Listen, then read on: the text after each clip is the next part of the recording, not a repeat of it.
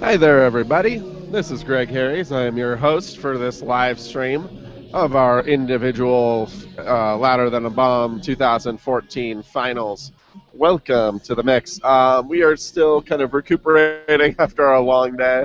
We had three individual sort of semifinal bouts leading up to today, leading up to tonight's final, in which 4, and 5 poets made it in.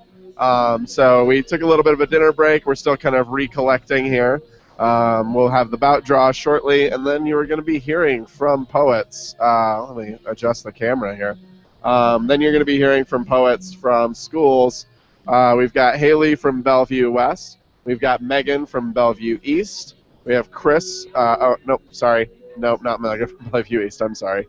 No, we've got Haley from Bellevue West, Maribel from Ralston, Bianca from Burke, Kayla from Bluffs Thomas Jefferson, Amanda from Waverly, Vicky from Norfolk, Niara from Duchesne, and Charlie from Lincoln High, and Kyla from North Star, Kira from Omaha South, John from Creighton Prep, Matt from Omaha Skutt Catholic, and Leah from Omaha Westside. So those are our final 13. We're going to do this bout a little bit differently. There will be no cumulative scoring in this bout. At the end of each round, we will wipe the scores. So the first round we'll have all 13 poets in, and then we're going to cut down to just 6 of those, and then we're going to cut to 3 of those for the final round to determine our grand champion and the winner of the Pop Tarts. So my name is Greg Harries. I coach the students at Omaha Central, Elkhorn High School, in Omaha Westside. So I'm coaching Leah in this bout. Really looking forward to seeing how she does. My poet from my rep from Central, he would have made it into finals, but he came in and did well in his first individual bout today, and then had to go to prom. So he can't stay for finals. So there's another poet in his spot, but he did really well. I'm happy. This year's been crazy and wonderful. So you are here with us live. We are at the Student Union at UNL in the second floor auditorium. If you still want to make it down here, if you're in the area. But we're going to kick things off shortly. We'll get to a point where we're getting our poets together. We're drawing the order and things like that. I'll pass that order along to you as soon as I know it. And yeah, it's going to be great. So just sit tight. I've got to turn the music down so that we don't get dinged for copyright violations for broadcasting, blah, blah, blah, copyright music, blah, blah, blah, that sort of stuff. So we're going to turn the mics down, and then once things start get rolling again, I will be back with you. So stay tuned. Share the link, youtube.com/LTABOmaha, please. Pass that along. Let people know. Get people in here. We've seen some truly breathtaking poetry today from places from Norfolk to Lincoln to Omaha to Council Bluffs. And you have the opportunity to see poetry from all of those places still coming up tonight. So it's going to be great. Pass the link along, youtube.com/LTABOmaha, and we will be back with you in just a little while. See you in a bit.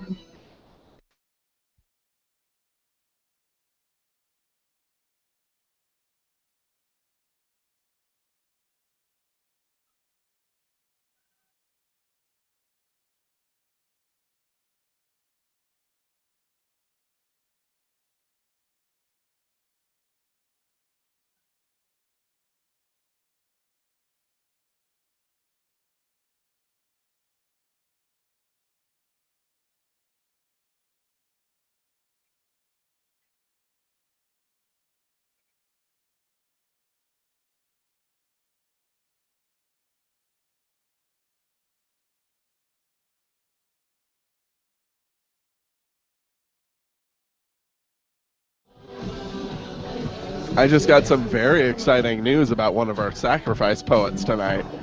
You guys are in for a treat. He comes from Millard West, and it is one of my favorite poems of the competition in its 3-year history. It's going to be awesome. More details shortly.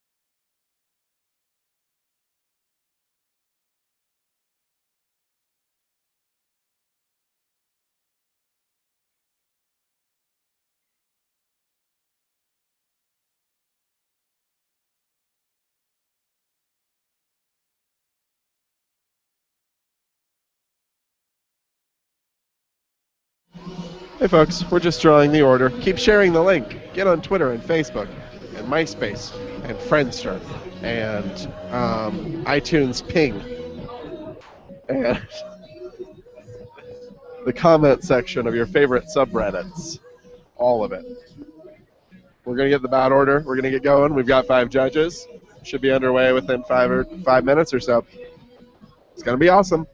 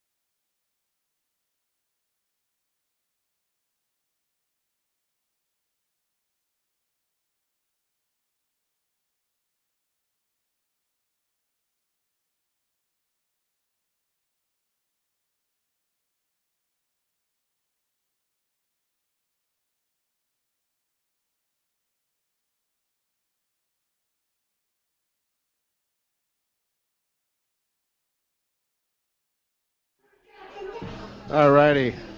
This is Greg. I'm your live stream host, back with a draw. You're going to be hearing from these 13 poets in this order in the first round. We've got Kaylin from Council Bluffs Thomas Jefferson, Kira from Omaha South, Maribel from Ralston, Bianca from Omaha Burke, Vicky from Norfolk High School, Matt from Skutt Catholic, Niara from Duchesne Academy, Haley from Bellevue West, Leah from Omaha Westside, Amanda from Waverly, Charlie from Lincoln High, John from Creighton Prep, and Kyla from Lincoln North Star drawing the last round after drawing the first one in her prelim bout. So nice to see her make that recovery and come into the last spot in this bout. So those are the 13 poets you'll hear from in that order, 1 through 13. Then we're going to, after that round is over, we're going to keep the poets with the 6 highest scores. They're going to move on. So those 6 poets will move on. We're going to wipe the scoring clean. We won't have any cumulative scores. And then the final round will be just the top 3 poets. So the top scores from that second round, top 3 will move on, the bottom 3 will get cut, and then we're going to have a champion. Whatever that last score is, whatever the highest score is, that person wins. They're going to win a trophy full of Pop-Tarts. So we're getting ready to go here. We've got our judges. We've got our order. We're going to get our sacrifice poets going. It's going to be crazy. Make sure to share the link. It's youtube.com/LTAPOmaha. People can find the live stream there. And it's going to be great. Make sure to get active in the chat room, too. Chat rooms have been quiet today. But say hi and let us know the poems that you're liking and, the poets you're liking, the poets that you're developing crushes on, if that's an appropriate thing for you to do with your current age group. Yeah, that's just crazy. We got a really great lineup coming at you. Really exciting stuff happening. It's just going to be a wonderful time. So we'll talk to you soon. Got to put the mics down again. Copyright music, blah, blah, blah. Talk to you soon.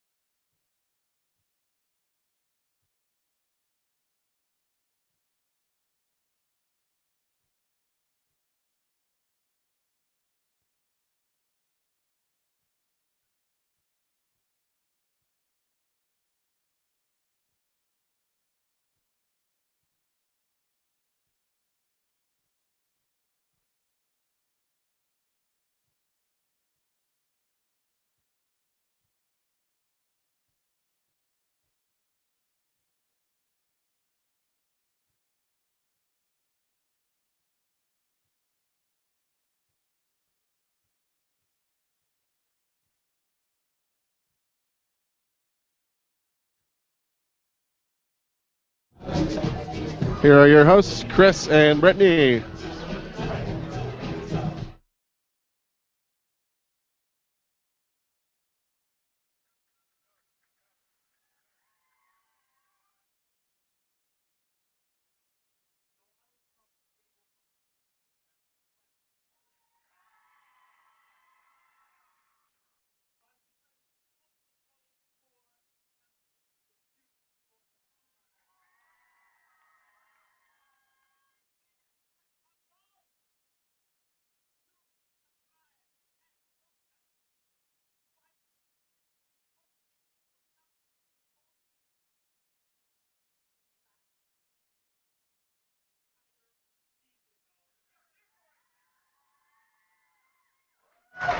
To my side is the luminous Brittany MacArthur. You can introduce me.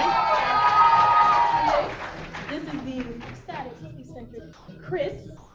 I'm gonna lower that. I'm gonna lower that for you. Yeah, I'm sorry, bro. All right.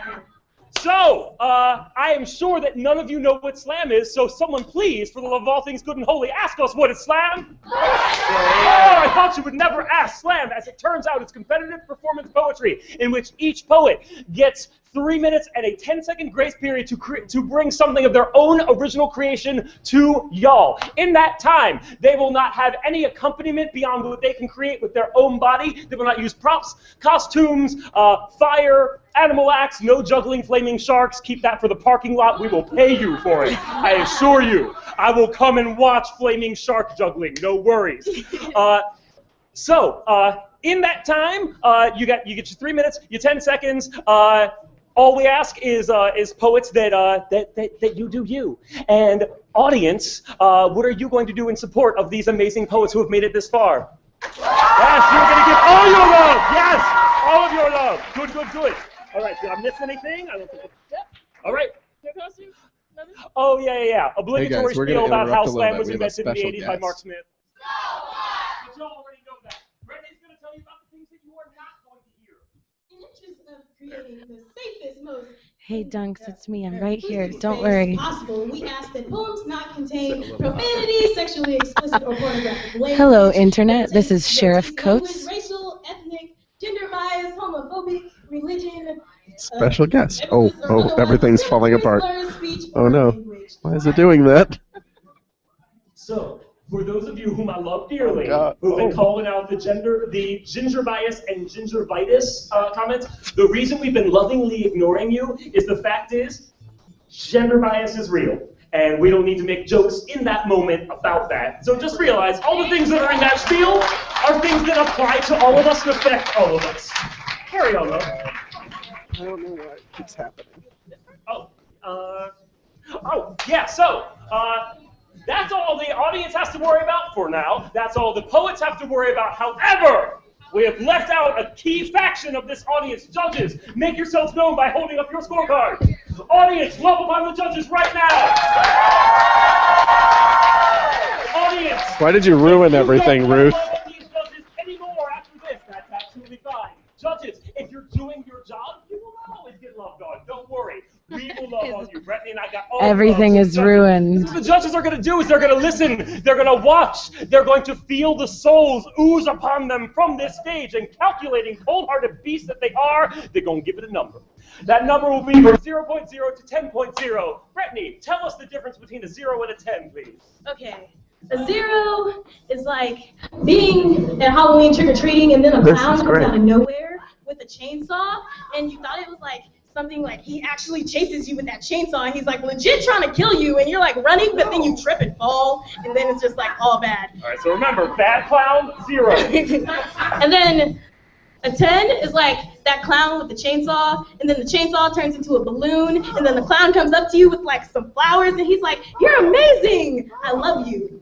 Good clown, 10. Right? Yeah. I think all clowns are bring scary. us good clowns. Please bring us good clowns. All right, so judges, all we're going to ask of y'all is you're going to hear a lot of work by people who work crazy hard to get here. Stay consistent. To help you stay consistent, hey audience, what are we going to provide? Can we get a little chat going? All right. So, judges, to help y'all out, to help you wet your judging whistle, we're going to offer you up a poet who is not competing this evening, but he's going to come up here. This poem might be my favorite one of the entire history of Louder the bar that you're going to compare everything else that you hear in this event to. So if you like something in the slam more than what you score for this calibration poet, give it a higher score. If you like something less, lower score. It's just that easy. Make sense, y'all? Are we ready to welcome to the stage our sacrificial poet? Can we make some noise? Make some noise. Give it up for Bellevue West, Monty! Oh boy. Hi, I'm Monty, and these are birthday haikus. Yes. Yes. To The wax of ancients slips inside your shirt pocket. Birthdays bring much joy. 3. The coming of age, the black robes of old clerics, a jar full of fear. 5. Howling winds scream of the birthday song you love, half man, half crab. Smile. 8. Mighty spirits yearn for the secrets of the young. Happy birthday, friend. 13. Look out your window. What is it you see there? It is your birthday. 31. Pick up your old phone. Answer all of the missed calls. Smile, birthday boy. 30 plus X. Turn around right now. Never stop turning around. This is your birthday. 57. An invisible wall for you to gaze at with your birthday eyeballs. 66.6. Teeth inside the mouth. Forever it is birthday. Tongue locked to the teeth.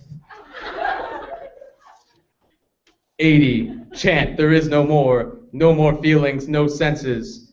There is only birthday. 89.7. The river. Take a deep breath now. You will need it to survive. It is your birthday. 92. Cement crackles on the cake of celebration. Ancient mortar fails. 93.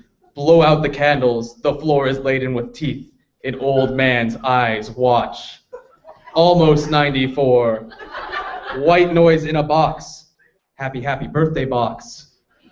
The man waits alone. 94. In the shadows rests a primeval threat to man. It goes by birthday. 100. No control of voice. You join in an ancient song. Happy birthday to 2014. Illuminati! Hiding in the closet from the birthday boy rise. Infinity. Birthday, birthday, birthday, birthday, birthday, birthday, birthday, birthday day!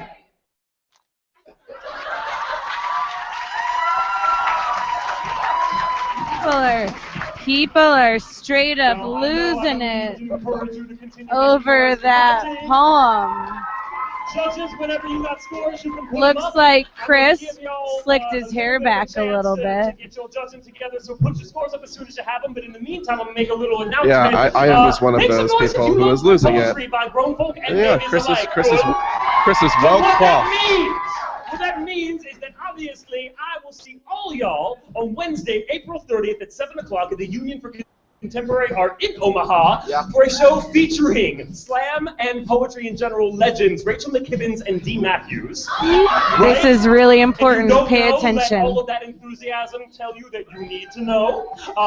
That is a free show at 7 o'clock on Wednesday. Go and see that. They will own your life. Yeah, judges, if you ain't already made your scores known, go ahead and make them to me. I'm going to read them from low to high. And this is the most boring part of a poetry slam. How good an audience you're going to be. So we're ready to see what introduce you're made yourself of. to people who don't Scores know from you. Monty from low to high or 7.0. To the 4 people watching right now, Oh, judges, they know. I'm Ruth. They know. I'm a teaching artist for the Nebraska Writers Collective, 7.4. and we are just now getting the scores for the sacrificial poet of individual finals. One more time for our coloration poet. The energy in the room is bananas. The names of the 13 individuals. That's right, 13, because these poets are so amazing that our top 12 is actually I might go 13 sit somewhere else in a little people. bit, but right now I'm sitting right I'm here. gonna announce the names in the order. Earlier I ate a in this burrito. first round, you are going to applaud for all of them like you birthed them, right? You're about to have 13 Man, why babies. haven't we had you on Ready? the live stream You're yet gonna this hear year? in this order from Kaylin Snodgrass, You're like Kira Cobb, trenchant Maribel observations Navarrete, are so Bianca clutch Swift, right now. Vicky Clafter, Matt I've Meyer, been too busy Liara Williams, sheriffing. Haley Stokes, Leah Hagen, Amanda Marco. On stage right now is Chris August, my #1 deputy in this jurisdiction. And here's poet #1. Kaylin Snodgrass from Council Bluffs Thomas Jefferson.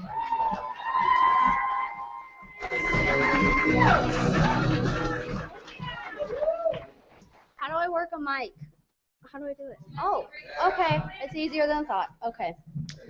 Hi, I'm Kaylin. I'm a sophomore at Thomas Jefferson High School, and the poem I just finished like half an hour ago is called The Bathroom of the Black Lagoon.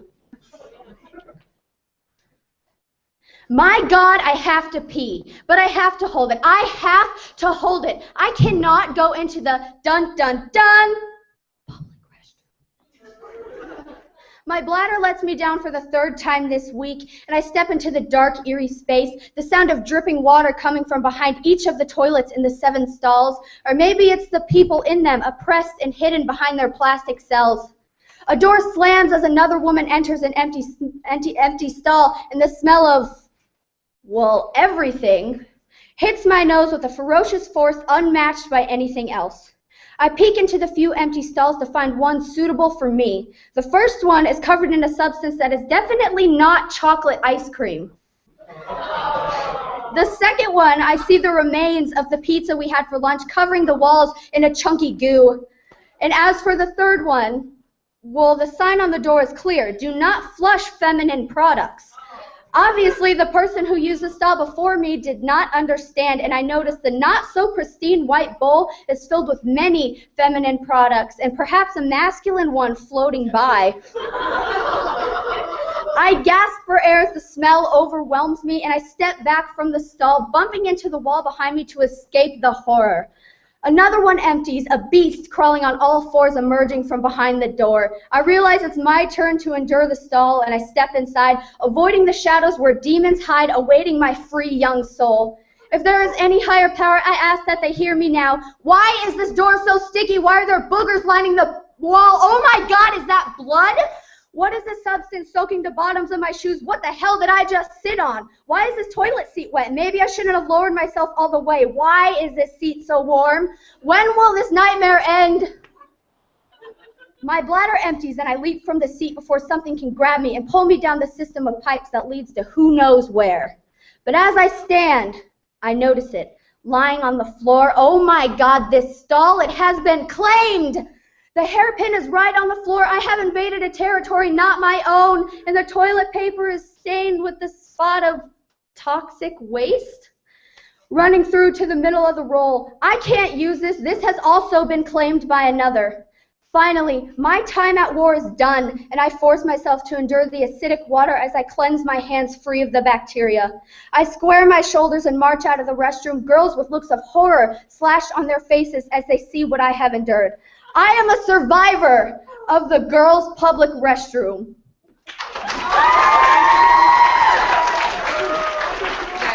Thank you. I noticed we lost a viewer during that poem. Okay. That poem may have needed a trigger Now, warning. judges. 5, 4, 3, 2, 1. Okay. And from low to high, we have a 6.4. A 6.7. This is cray. 7.9. An 8. And a 9.4. Give it up for Burke. Wow, we lost another viewer with those scores. So one viewer really didn't like bathroom stuff, and one viewer really did. I didn't hear what you said.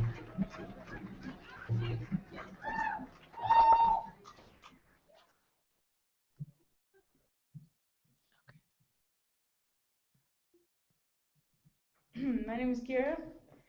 I'm a sophomore at Omaha South.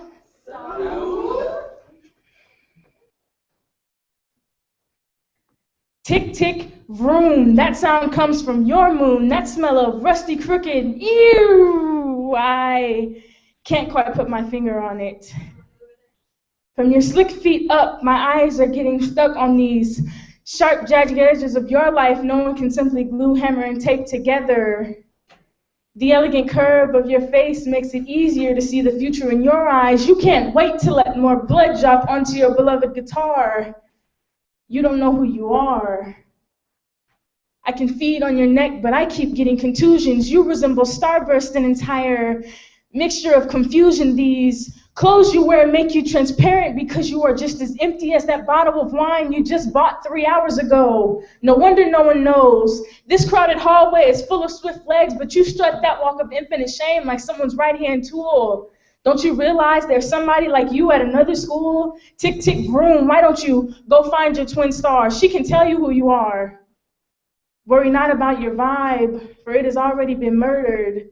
Your personality, an intriguing homicide, tick, tick, broomed and driven away. No one knows who you are. Hidden behind your makeup, beating your guitar. This is why I stripped you of your innocence and tolerance. I know who you are. I ignited this fire. It's too late to put it out. But you say you don't want to find out?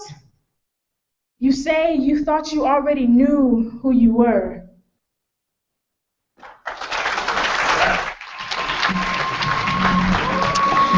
I heard a rumor that Kira is transferring to Benson next year, where I am the coach. That doesn't sound like a rumor. It sounds like you poached her. You like headhunted her out of South. I won't confirm or deny that. And an 8.84 more time for Kira. Keep that going. Keep that going. As we welcome to the stage, Maribel Navarrete. Yes, Dunks, you're right about that poem having a lot of bathroom stuff in it. Ooh, Maribel's really good. My name is Maribel Navarrete, and I'm from Ralston High School.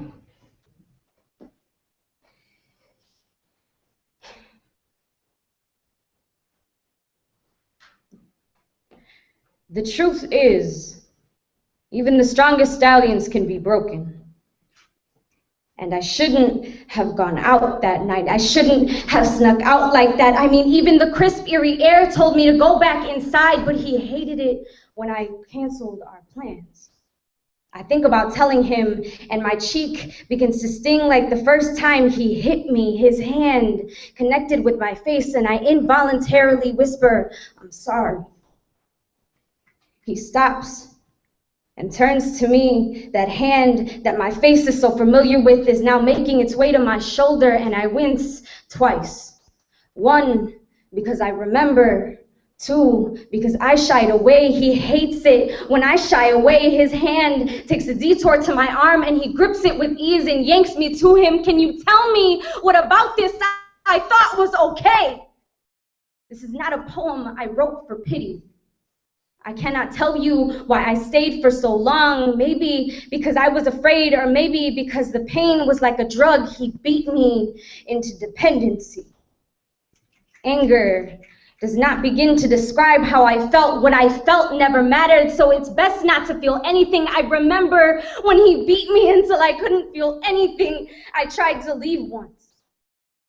He said, "If you leave now, my blood will be on your hands. You are my only reason to live. I love you." I made the mistake of believing him every single time. This is what love was to me. It was pain and suffering. I mean, he made me cut with him. He would say, "Love is hurting together." It wasn't until that one night that I realized that he has never hurt with me.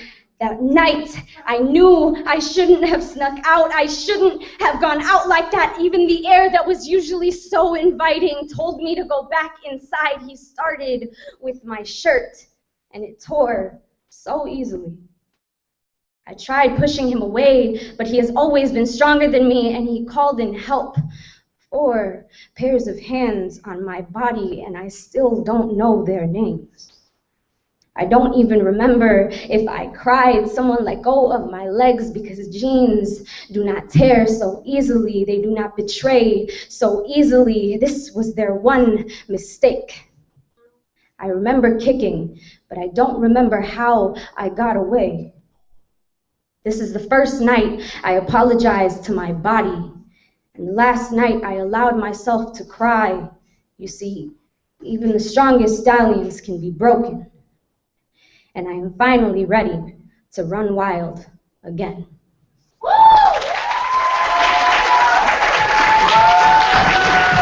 I may be a cranky old person, but I still don't love poems on telephones. Give it up for Motorboat one more time. I read my poems when I read them off of a Kindle in a case that makes it look like a real book. Judges. 5, 4, 3, 2. And you're not fooling anyone. Okay, from low to high, we have a 7.9. Let's focus on the fact that that poem was really, really good. A 9.1.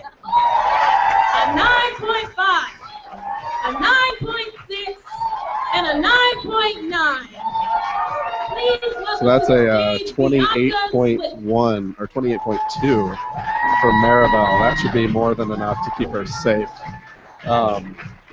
from the cut.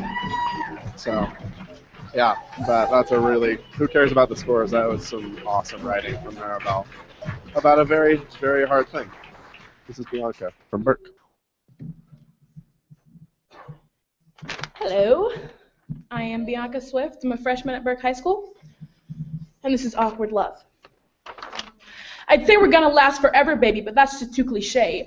Overused and understood, isn't that always the way? So, baby, we're like Twinkies, everlasting, bite-sized cream inside, no fasting. Years go by, no change. It would think it's quite strange that there are no flies, but don't they know that Twinkies never die? They're stronger than that. Have too many calories, too little nutrients, just the right amount of fat. The ingredients are a mixture of Japanese drugs and chemicals. At least that's what it sounds like. Words jumbled like with upside-down exclamation points, percent signs, and that weird freaking squiggly. But even then, you don't think twice. You buy that crap. And later, when you sit with them on your lap, you know they're bad for you. They won't do you no good. Thinking about taking it back and buying a better snack like you know you should. You'd be eating less sugar if it rained down like snow from above. But you need it, just like my awkward love. You hated the addiction, worse than sci-fi fantasy fiction. But when push comes to shove, you need it, just like my awkward love. It destroys you inside. My awkward love makes you want to run and hide from my awkward love. You need it just the same as you need. I was going to say air, but let's get one thing straight. I was going to say air, but that's just too cliche. Overused and understood, isn't that always the way? So how about instead I say, baby, I need you like I need bacteria in my veins. Without it, I'd swear I'd go insane. Symbiotic, slightly psychotic, not something often mentioned in acceptable conversation topics. I know it's hard to understand without having to overstate how I need you in my life or I can't think straight. Without you, my proverbial glue, I don't know what I'd do. But thinking about it makes me realize what good things come in twos. Whoever's up there, I knew I couldn't make it on my own. I'd drive myself crazy, so he threw me a bone. Seems to realize you can't get out of a straitjacket alone. The awkward love is brewing, madness ensuing, and someone else drank the punch. Crazy is better if done in pairs, gives like a little crunch.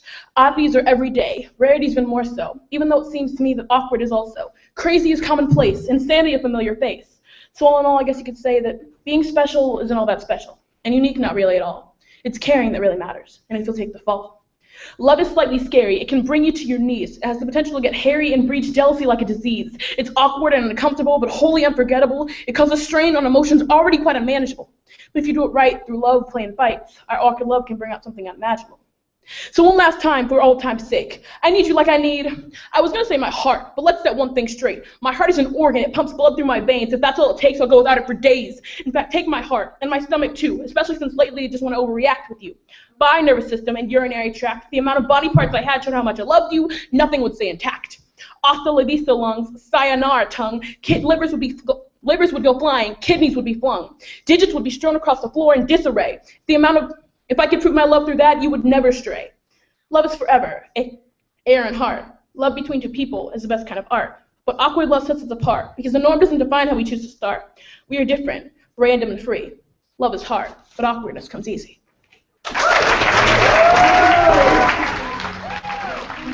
I had no idea she was a freshman.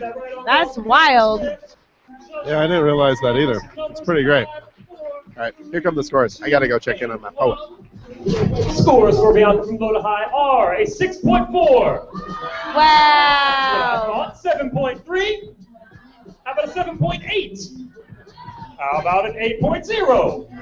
The scores maybe a 9.2. all day have been really low. How about how much we love that poem and because a lot of them are graduate students in a writing program who are taking this really seriously, and it's really funny.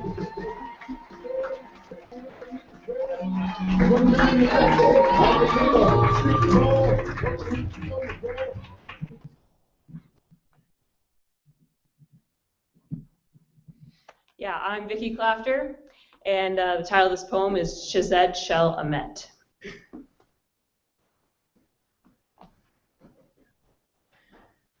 Baruch atah Adonai Eloheinu melech haolam she'etzani beltzamo. Blessed art thou, O Lord our God, King of the universe, who created me in his image. The baby sits, head gently lulled to the side, resting on the plastic bar that shapes the nest in which he sleeps. But although intact, the stroller is marred and wrong. It is horizontal. It is charred by the red lips of flame that just violently kissed this city corner, and that baby will never wake up. The seams of this scene are shredded, the stuffing of the bus extracted by an explosive wind. Its cotton ball contents lie strewn on the ground like nimbus clouds, thin, dark, and stretched to the point of separation until abdomens no longer have legs, ankles have no feet, and solitary hands lie palm up, fingers casually curled inward, like a student hesitating before asking a question because for a moment they lost their head. This is death. This is horror. This is hate. For Jewish and Islamic faiths, the only act more important than caring for the dead is saving a life. In 1989, an organization called Shazed Shel Amet took it upon themselves to care for the victims of terrorist attacks. With neon vests zipped around their chests, these selfless volunteers begin to collect the mangled limbs and organs that coat the street, and they weep. They fill in the color of each portrait with dried blood scraped from boiled concrete, completing each with a frame of a body bag and a blue Star of David crowning the shroud. They look upon the rows of figurines now made of wax. They see the cubist shapes of Picasso, eyes and ears in the wrong spots, and they weep. But they are not finished.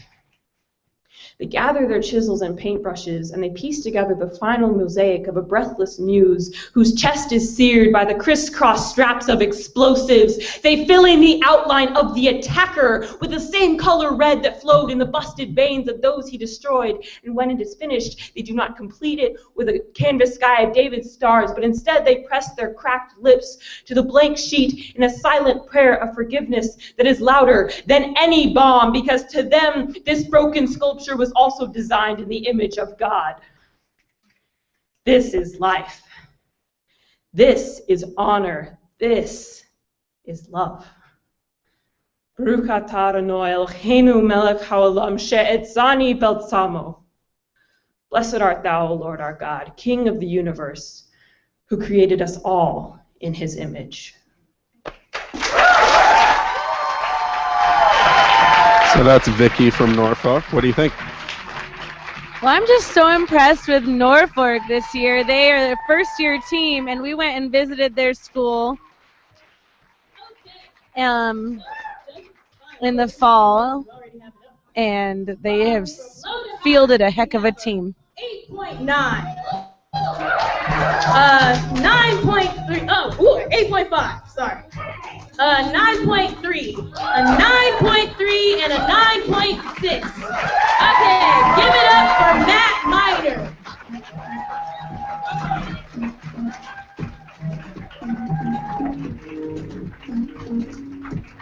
So that's a 27.5 for Vicki. Nice, good score for her. This is Matt Miner from Omaha Skutt Catholic High School. Hi, my name is Matt Miner. I'm a junior from Skutt Catholic. Trigger warning, suicide, self-harm. This is called Playing Suicide Hotline.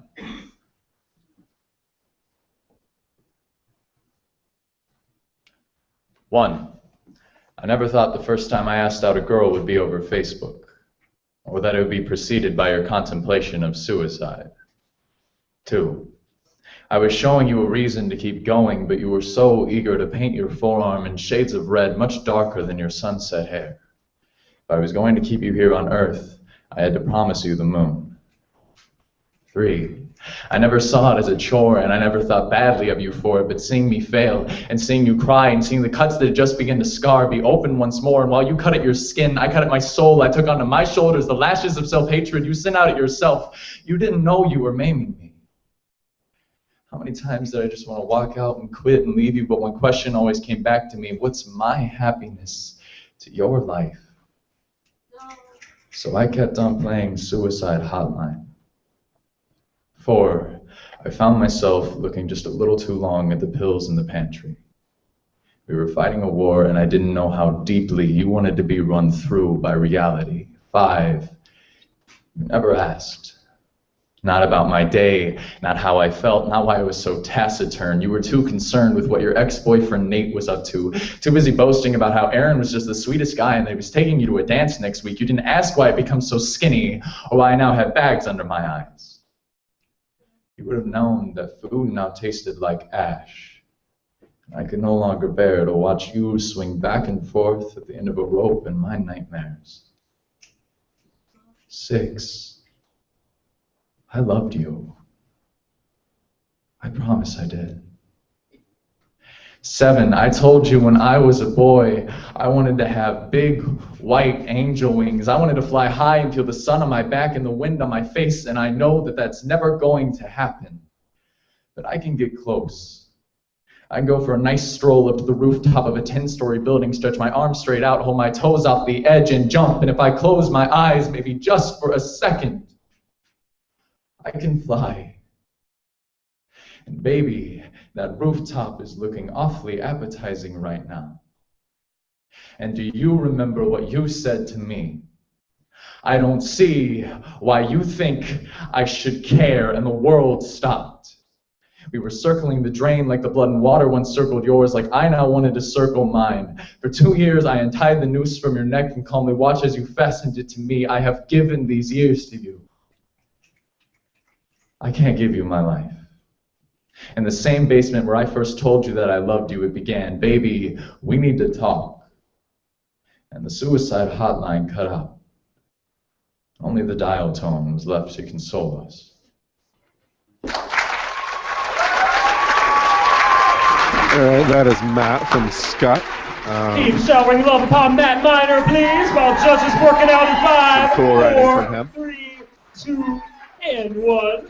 Scores for Matt Miner, low to high are... Matt has won one of the local slams, the Battle Slam. Thoughts? All right, how do we feel about a 9.1? A 9.5? A 9.7? And a 9.8. One more time for the poet. And keep that going as we welcome to the stage, Niara Williams. So that is a 28.3 from Matt, putting him just ahead of Maribel, actually. So he's currently leading. Good for him. This is Niara from Duchesne Academy.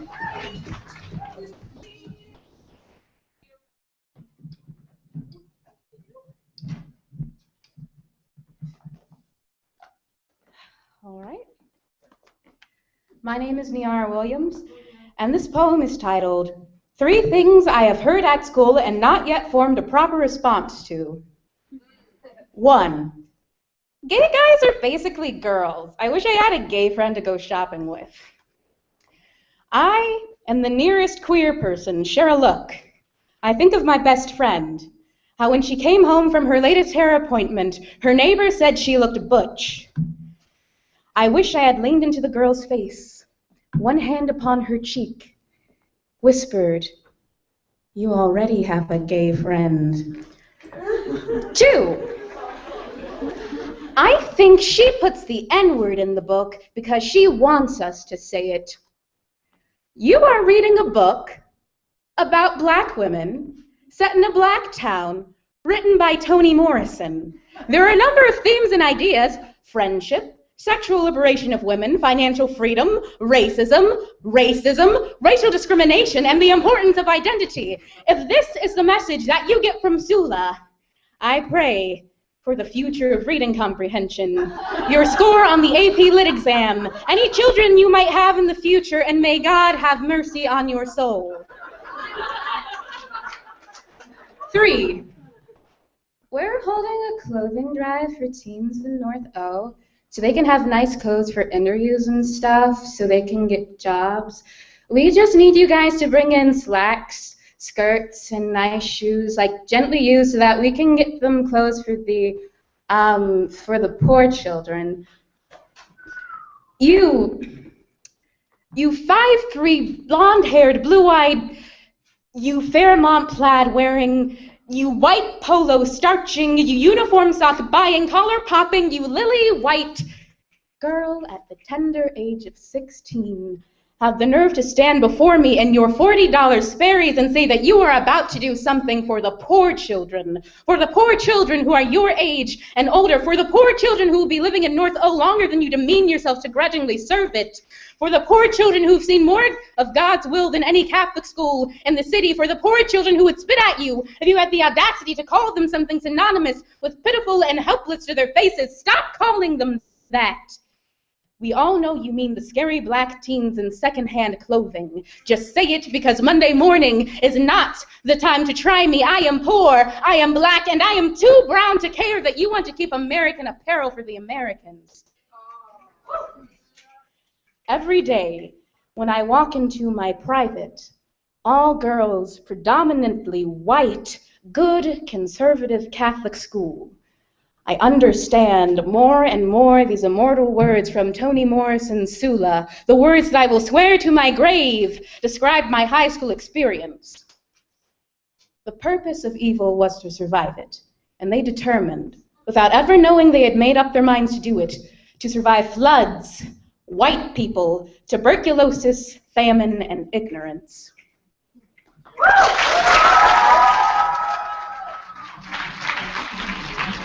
That was Niara from Duchesne Academy. And I just want everybody to know that she is actually my deputy. Don't tell Chris. Yeah, that was ferocious stuff from her. A premiere piece. What are your feelings on iPads? Yeah, I don't love that. But, crap. 9.0. 9.2, a 9.3, and a 9.8. Niara and I hosted finals together. Your life sucks and you missed that. But you can still watch the archive and all the individual poems. You can get your life right, even if it currently sucks. This is Haley from Bellevue West. My name is Haley, and I'm a senior from Bellevue West. Is there something cool here? For Angelo Mendoza Jr., 4-year-old child from Bakersfield, California, famous for saying, "My daddy ate my eyes out." Son, I love you. Daddy was just off his medication. I had magma 150 kilometers deep, ready to burst. Sulfur dioxide had me thinking anything but straight. There was an explosion in my mind. And I couldn't keep it to myself. Cecilia was at an all-time high. You were in my 20-mile radius. Child abuse, a composite volcano, 2-millimeter rocks bit you at 2,300,000 miles per second. But my lava oozed onto your eyes, slowly, painfully. They should have taken you away when they found PCP in your crib 3 years prior. My passion burned brighter than they thought my rage, my ash, my disorder could. Pyroclastic flows destroyed your love for me, yet when you think of what we once had, I still cause a stunning sunset in your mind. I hope your $2,400 and my life sentence in a mental institution is enough to make up for your missing left eye. I just couldn't let you see me chop off my legs with an axe and a ceramic plate I used to feed you with. Look into the sun and pray with me. Self-inflicted lateral blasts could knock down entire forests. They found you naked, bloody, unconscious next to underwear soaked in urine. When did the shaking stop? Hydrogen sulfide, methane, and carbon monoxide rain my apologies on your skin like no doctor's hands could. No volcanologist can measure my next explosion. Press winded my volcanic gases around the world. I was famous for devouring you, my son, my love. I changed landscapes with my eruption, built new ground low enough for child abusers to walk on. I'm sorry. I contaminated your tears with my impulsive outbursts. I hope your water supply filters out my traumatizing tephra faster than the ophthalmologist thinks you can. Please, don't be afraid to cry, because the more tears that stream from your eye, the faster you'll plant rich, fertile soil to grow. Son, I love you. Daddy was just off his medication. All right, that is Haley from Bellevue West. She's a senior this year.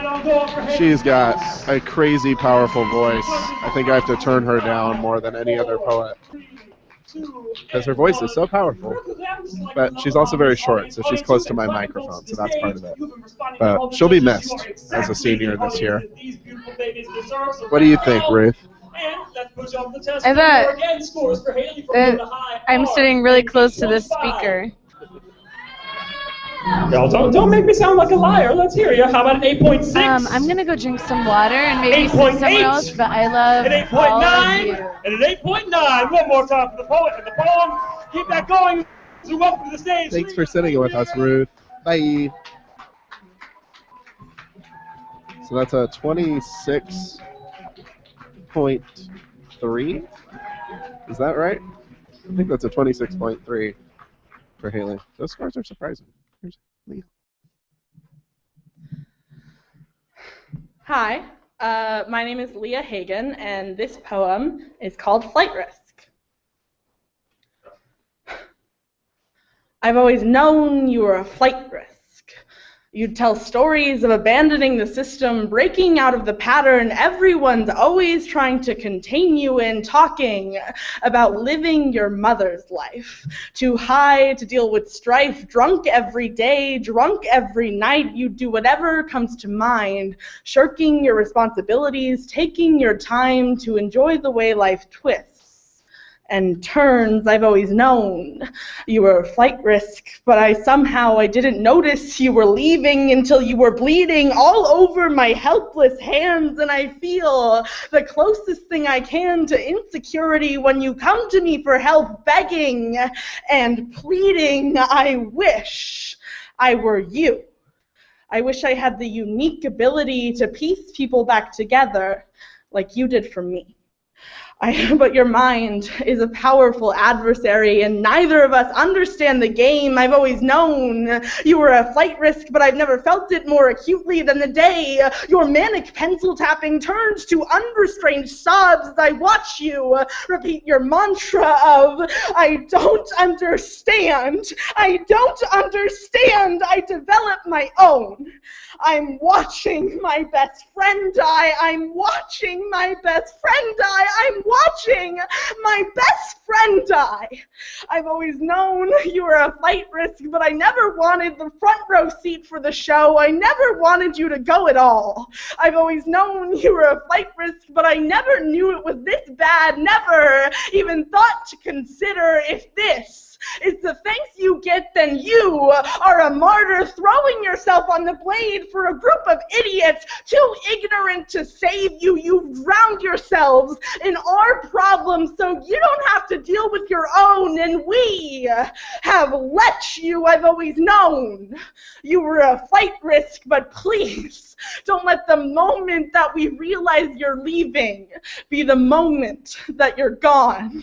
Keep your heart beating for another moment as I remind you. We want you. We'll miss you. We love you. You love you. You'll miss you. You want you. We can help you, I think. Please, just step back from the brink for another moment so we can try again. All right, that is Leah, one of my fine students from Omaha Westside. Another new poem from her. or new to this competition poem from her. So, judges, 5, 4, 3, 2. Let's get some scores. But who cares about scores? We like poems. Okay. From low to high, we have a 8.3, an 8.4, an 8.5, an 8.5, and a 9.4. Okay, give it up for Amanda Marco.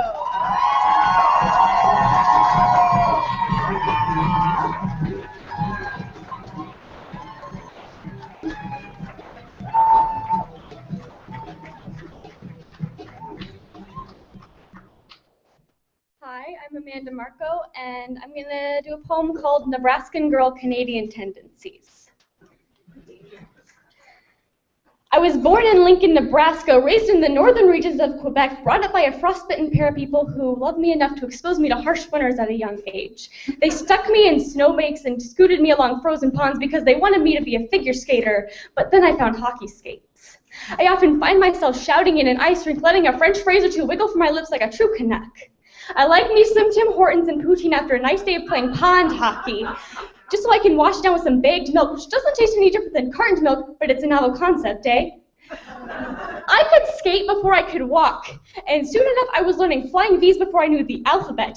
Butterfly was a goaltending move, and icing sure as heck did not belong on cakes. Curling wasn't something girls did to their hair, and throwing sauce was something good. Gretzky and Lord Stanley were more common to me than legendary football coach Tom Osborne. Go Big Red means something else entirely for me, and the only thing I can think about on weekends is hockey night in Canada. When I was 4 years old, I went to a baseball game with my aunt, and I asked her where the penalty box was. I had no idea what was happening. The slow pace of America's pastime was just a little too lethargic for my taste. There were no exciting line brawls or empty net goals, just a bunch of grown men hitting at balls with sticks and then catching them with these mitts that they were touching each other with, and I thought that mitts were something you used to get pie out of the oven. 10 years later, I was following NHL playoffs and screaming, "Because it's the cup," in my sleep.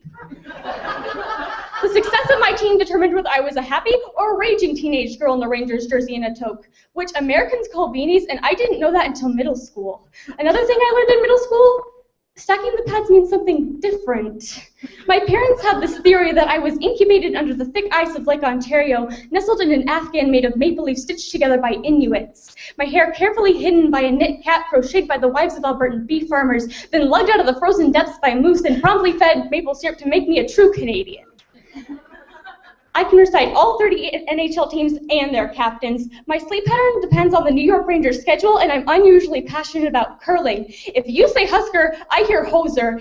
Husker, Hoser, Husker, Hoser. If you say Kirby, I hear Hattie. Kirby, Hattie, Kirby, Hattie. If you say football, I don't care. Football don't care. Football don't care. If you say hockey, I explode into 1,000 Maple Leafs. Hockey, Maple Leafs, hockey, Maple Leafs. If you say Nebraska, I hear home, because bean fields and sweet corn remind me that the 4th of July is the greatest time to be an American. Because even if I don't love football, my heart still skips a beat when I hear the pride of all Nebraska. Because home is not the place where you live. It's the place where the people you love are. But I've never longed for anywhere like I pine for the great white north.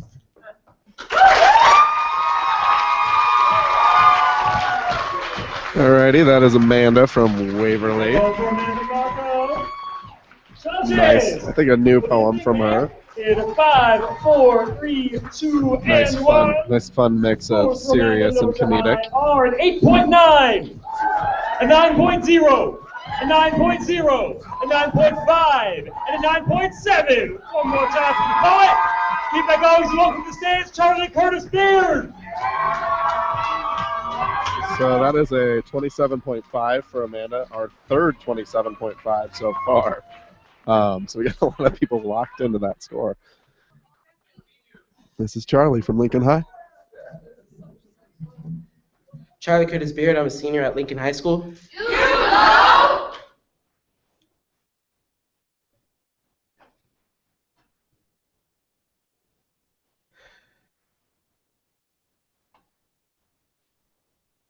I envision a woman sitting on a church bench by a pulpit, listening to the melodic melodies in her eardrums as she uses all her strength to raise one hand and swing it to the beat.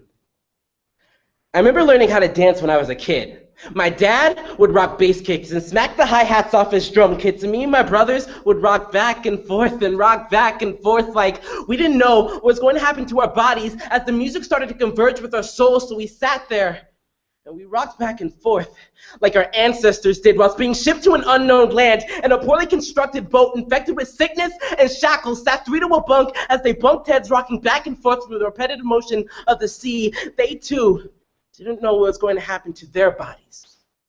So we let music flow, projecting images of freedom back from the roots of when bongos would hit the soul harder than one nail and two blacks and three beats and four railroad tracks. I was in 5th grade when I learned about rhythm and beats. I learned how to move my feet, electronic and iconic, like electrons. When I did this, music would start to circle around my gravitational pull, gravitated as if for a moment I was defying laws of physics. I was tripping over my own feet, and my feet formed callus, swaying from ballads to birds to it, leading and humming harmoniously, and railroad boxcars from workers over 100 years ago on railroad tracks, singing and stomping on their feet all day. Their feet formed callus from driving a steady bass like... They used to hate us for walking on rails to freedom. They used to hate us for dancing on rails of progression and patience for pardon, equal protection, and moonwalking on progression. I was 13 when Michael Jackson passed. Saw glimpses of him on TV, mimicking his dance moves in my basement. I always liked the idea of moonwalking because it looked like you were moving forward, but you were really moving backwards. And I couldn't quite get this down because my dance moves can never move backwards. My dance moves would progress and profess from railroad tracks to a subway on the Bronx with spray paint in the hallways while I'm breakdancing because sticks and stones may break my bones, but pops and locks can't break me, fade me, dissipate me. I'm a rebel in the making, no. I'm a runaway slave on a prom night that you can't forget, with a long-lost wife that you can't forget. Haven't seen since they separated, only get 10 seconds to embrace each other. Dancing to the music of the night before shotguns can hit them in the back, killing in an instant. No, I'm an African, dying from the sickness of the sea, as the rhythm of the sea pushes me back and forth, and I always missed it when my mom would rock me to sleep. No, I'm my grandma. Way back in Alabama, when she was shaken by an explosion that killed 4 young black girls in 1963, something stayed inside of her veins and was passed down to me. Dance chose me, because dance chooses people that don't have a voice of their own, and after 3 strokes, I think my grandma found hers. I can still see her using all her strength to raise one hand and swing it to the beat. That is Charlie from Lincoln High School, current holder of the Spirit of the Slam Award, a senior from Lincoln High, part of their 2 champion teams. He's a beast. Real good stuff from him. Scores are coming back now. Judges from, 5, 4, 3, 2, 1, already up. Okay. Loaded high, a 9.0, a 9.5, a 9.7, a 10, and another 10. Woo! Give it up to John Rex.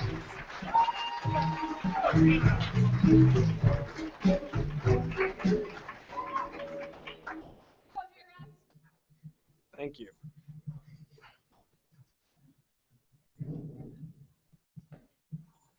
Hi, I'm John Ratz, and I'm a senior at Creighton Prep. Stay! And this is a weeping and gnashing of teeth. This is a story I have dragged myself through, sometimes with an unfocused rage at a breakneck pace, and at others, the slow apathy of a sleepwalker shambling across the years, my skin thick enough to deflect anything trying to press in. This is a story of our family, about our most important pain, the reason that we are unhappy in our own unique way. Every group of survivors has its own guilt, and it is so much worse when the victim is still breathing beside you. This is my sister's story, because she cannot tell it herself, because her history is a constant weeping and gnashing of teeth, not nearly all of it her own. There are some tragedies that need telling, and she has already suffered enough. It began with a mistake. Batten disease occurs in 0.00003% of births in the United States as a result of a genetic defect in the cell's membranes. Symptoms typically appear at a young age. My sister went in for a checkup in the 2nd grade, typically manifesting as the loss of vision, the onset of epileptic seizures, a slow degeneration of brain function and speech pattern until she sounds more like an echo than a person, and a loss of motor function leading to her death because she no longer has the knowledge or the muscles necessary to keep breathing. We bitterly call it our reverse genetic lottery. It is the 25% chance bullet I dodged before I was even born. Patients have a life expectancy in the late teens to their early 20s. My sister is 21, and she is one of the lucky ones. Given enough arms to stand on, she can still stumble a few feet. Some days, she speaks sense for a second. Most days, she latches onto a word or two with a constant repetition familiar to parrots. I must forgive her for having forgotten me.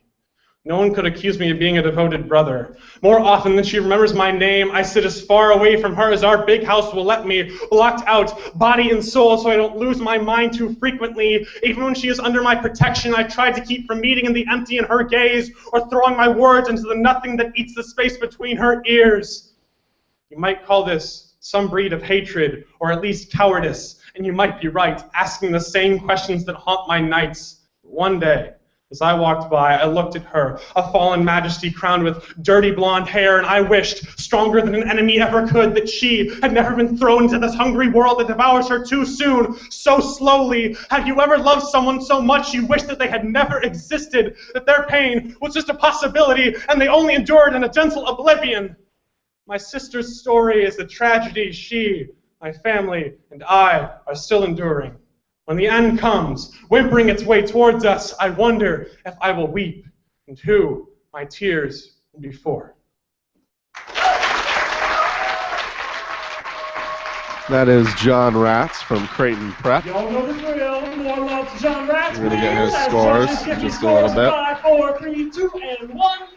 John is a departing senior, real leader on that team. Are an 8.5, an 8.8, a 9.6, 9.7, and a 9.8. One more time for the poet. And closing up this first round, please give it up for Kyla Jones.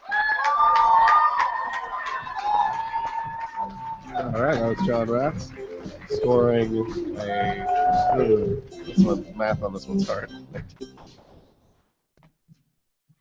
I'll put it in the chat. Okay, I'm Kyla, and I'm a senior at Lincoln North High School. And this is called A Well-Edited Story. I don't want to share you. See, I know there's a lot of other people and tons of other places and an infinite amount of locations that all need your time and your energy and your attention, all of it, all of you, but none of them need you like I need you. See, I've been hoping for every rainbow, checking every reflection, outlining every shadow, conducting every symphony, reading every book, trying to become everything but cliche. See, I don't love you because you give me butterflies. I love you because every time you look at me, it reminds me why I'm still standing here, while zooming into the fact that I still believe that there's good in this world, magnifying the idea that if you build and you build and you build, you'll get a building, all to intensify the quote, turn you around and send you right back in the same direction of I don't want to share you. See, when I was younger, I always knew what marriage was, but I never really knew what marriage was. Never really knew what you were signing yourself up for. Never fully understood what they were putting in writing. Never knowing that choosing you on this day is like choosing you every day for the rest of my life. Like there's 7.2 billion people on the planet, and you're the only one who understands it, can speak my language. But what more is there to talk about? I've already said it. I don't want to share you. Do I need to get a little bit louder? I don't want to share you. Yes, I'll scream it from the rooftops. I don't want to share you because you belong to me. See, some people's stories are so well written. They're high school sweethearts who fall in love and they get married and they have children with this high-class home on Stability Street. But we have had thunderstorms with pounding hail tangled in with tornadoes that sucked up the first draft of our story, throwing it up in the air, twisting the pages back down in the order it thought suited us best, and taking the time together to read this backward story of ours. And we've got twice as long to learn to love each other, which is why it hurts to share you. See, I can't imagine a house with no windows, a home with no heart, and darling, me without you. See, I will share all my favorite recipes, share all my secretest secrets, but I just can't share you. We've had a lot of moments together, and if I could pause at any moment, it'd be this one. Surrounded by a room full of people all here to witness, you wrapped in my arms for all the times that you tried to get away and I wouldn't let you. You on sync with my moon because, baby, we flow so good together. Our skin layered up like the patches of a quilt. Isn't it beautiful? We wrapped our children in it. Your eyes twinkle like a star in the night sky because as long as I'm with you, I don't need to see the sun to know that it's there. See, when I'm with you, I tingle and I smile and I don't even need to say it because they already know that I don't want to share you. All right, that is Kyla from Lincoln North Star. They came in second this year in our finals, partially under her leadership. She's a departing senior as well.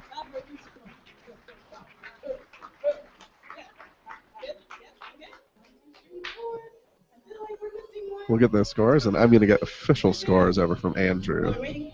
So I'll be gone for a little bit. Here you go. From low to high, we have a 9.2, a 9.2, a 9.2, a 9.5, and a 9.6. And with that, we come to the end of round one. Can we give it up for everybody who we heard in this round, please?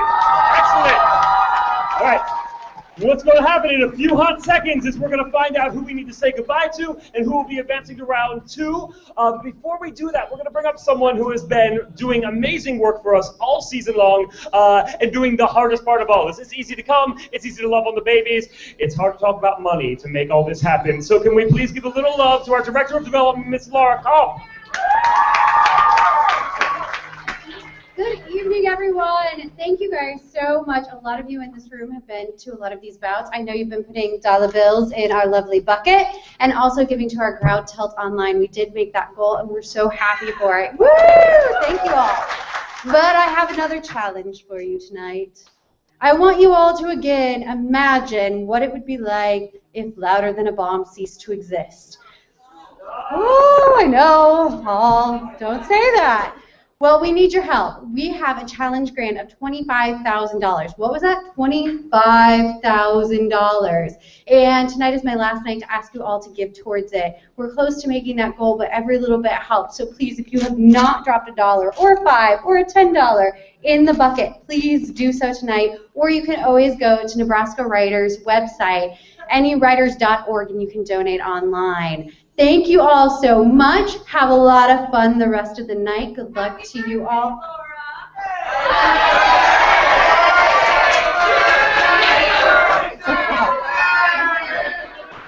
You know what I want for my birthday, everybody?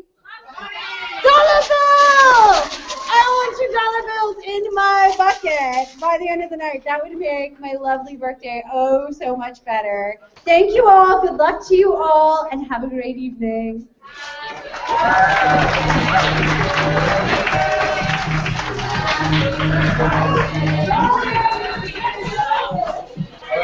I will say goodbye to each time that you announce that this is the end of round two, okay?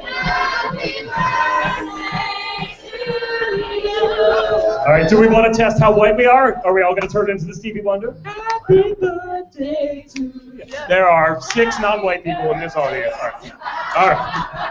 Y'all, I love Nebraska because this is the state where I'm the 5th blackest person anywhere I go. Y'all, it's a real thing and it's kind of a problem. Listen, here's what we need to do right now. We are going to make a cut. That cut is supposed to be to the top 6, but again, just like we were so awesome that our top 12 became a top 13, ties have led us to make our top 6 a top 8. But that means that we do need to say a loving goodbye to 5 poets. So with all of your loving, enthusiastic noise, can we please say goodbye to Kaylin, to Kira, to Bianca, to Haley, and to Leah, to all of them. All right. Round 2 order. Okay. Round 2 order will go like this. Amanda, Niara, Vicky, Kayla, John, Maribel, Matt, and Charlie. So y'all give it up for Amanda Marco!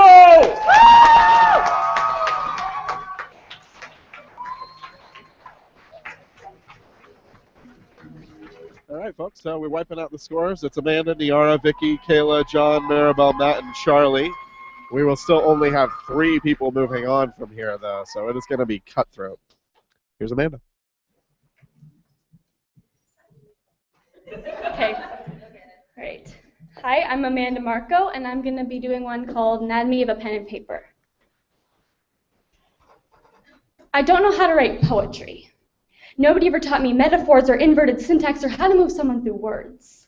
Nobody ever handed me a pencil and said, make your own paper.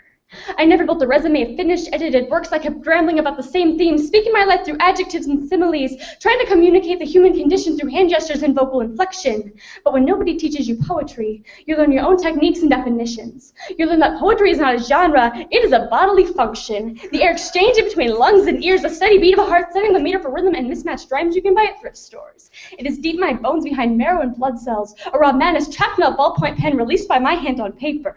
It's a relentless tug at my heart when I hear my favorite song. It starts with the world behind my eyes taking form in sounds and literary shapes, covering my arms like skin cells, flicking off just as often as they form beneath the surface. Sensory neurons remind me that when I give away my experience too quickly, it draws blood.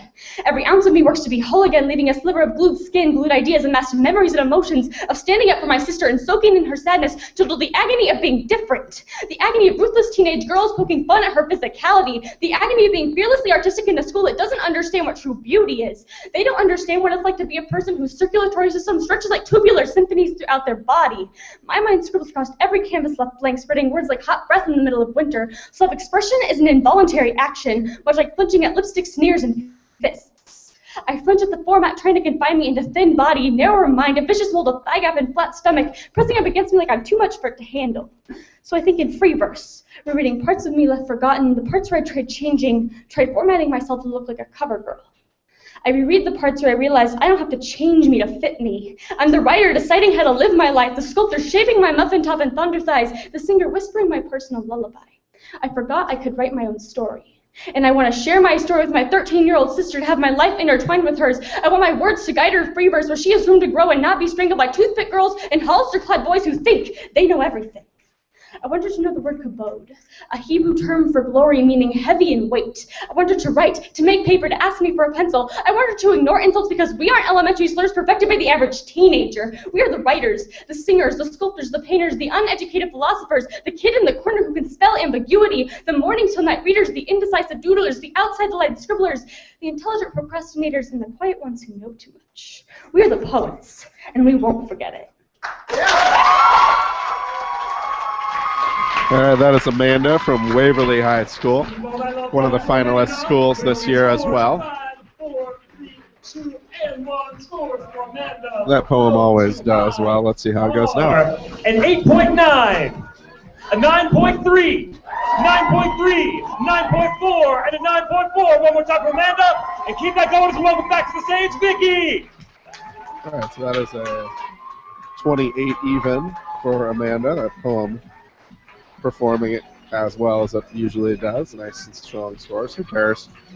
Yeah, we don't care about the scores. We just like hearing good poetry. This is Vicky. Hi, my name is Vicky.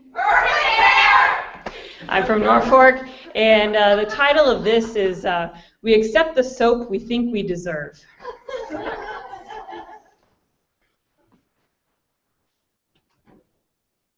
I hate the smell of my soap. After I use it, I always wonder, who smells so bad? And every time I fully intend to use the scentless soap for dry and sensitive skin that sits above it. But every time my hand slips past and takes hold of the blue and gray streaks of artificially concocted stench, and I press it to my skin. And every time I fully intend to move my hand past yours, but I take hold of your purple streaked knuckles, bruised from punching my heart, and I hook my fingers in your claws, and I lather myself in your sickeningly sweet words and kisses that reek of lie. And every time I leave you, I always wonder, who smells so bad? And that gleaming white bar of clean sits there on the top shelf in her waterproof case, calling to me, assuring pure suds of soapy redemption that will cut the layer of oil and allow the stream of the shower head to wash the dirt away. She does not feel like a stone running over the bone of my shin, or a brick wedged in the back of my knee, or a cinder block shredding my shoulder, or an iron rod striking my wrist. She does not leave my dermis cracked and thirsty for moisture. She does not make me want to wash myself again after bathing in her personal bubbles of manipulative affection, because that is what you are, and yet every day I rinse and repeat. I am in the shower, trying to wash off your latest embrace, but this time instead of using the detergent of your touch and lips and faulty love, it is just my hands and the water, feverishly scouring my skin, rubbing it raw until I'm red and glowing. Your residue has no grip on my pores, your hand no grip on my heart. I am ripping myself away, slamming the blue and gray streaks down on the slippery floor, crushing it with my heel that was once under my head, in love with you. And finally, that tattoo on my soul has completely faded. No more do I have to read the line, I don't deserve you, every time I look into your eyes, because you don't deserve me. Your toxic agent has no right to my mind nor my body. My dermis is no longer just another carcass for you to leave your reeking stain that I once mistook as love. That waterproof case, it's empty now. My hand is full of her scentless grip of purity. Finally, I know I am worthy of her. I am worthy to be clean.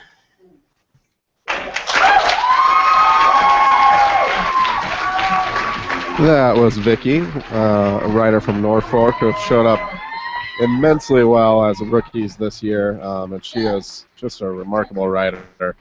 I've enjoyed everything she's read. So let's see how the scores come back for her. That area. Down that area. Okay. From low to high, we have 8.9. Come on. And 8.9. And 9.0. 9.7 and a 9.7. Give it up for the yard. All right, that is a 27.6 for Vicky from Norfolk, sorry. Got to get that right, even though it looks wrong. I think it deserved more. This is Niara from Duchesne. I see you too, Charlie. I see you too, John. Also, Mother, you can put down the camera. You've seen this one before.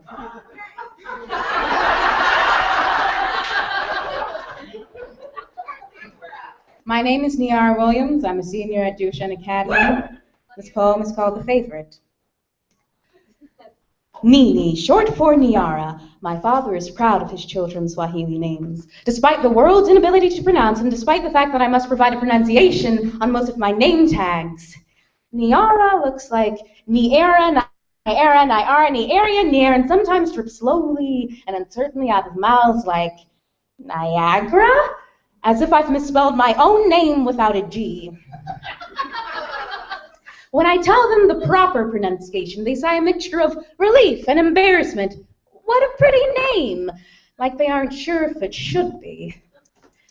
So after they first learn my name, I offer the option of Nini, one sweet syllable repeated twice that is simple and easy to spell, unless they assume it's a weird black name with too many syllables, and they don't know why we can't just give our children normal names, as though normality and beauty can be measured by the Western meter stick.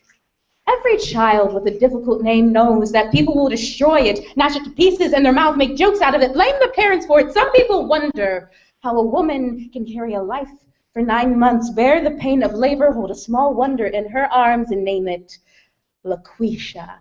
Laquisha, originating from Laquisha, a Swahili name meaning the favorite. Deja, like the French word meaning already because a mother could feel her strength and spirit before she was even born. Aliyah, an Arabic name rising above the English language and the word exalted. Alexis, Greek in origin, she means defender.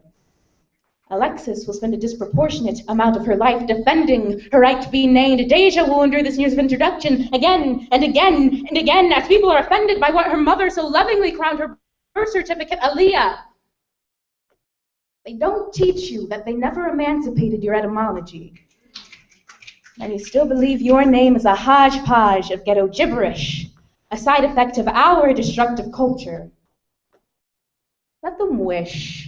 we were Becky. Let them wish we were Amy. Let them wish we were Brittany, Kayla, Emma, anything but Deja, Aaliyah, Alexis, LaQuisha. You will always be the favorite. And that is Niara Williams from Duchesne Academy. Another departing senior this year. What a remarkably strong writer and performer.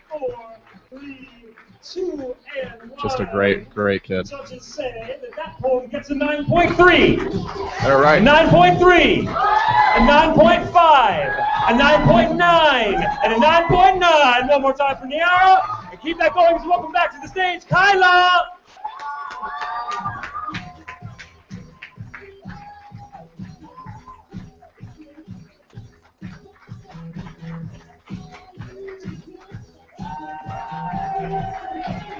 That's a 28.7 for Niara. This is I'm Kyla. From Lincoln North Star. And I'm from Lincoln North Star High School. And this is called Bullets. Sometimes I feel like I have something that the world is trying to keep from getting out. I'm not talking about a contagious disease now. I'm talking about something that they don't got.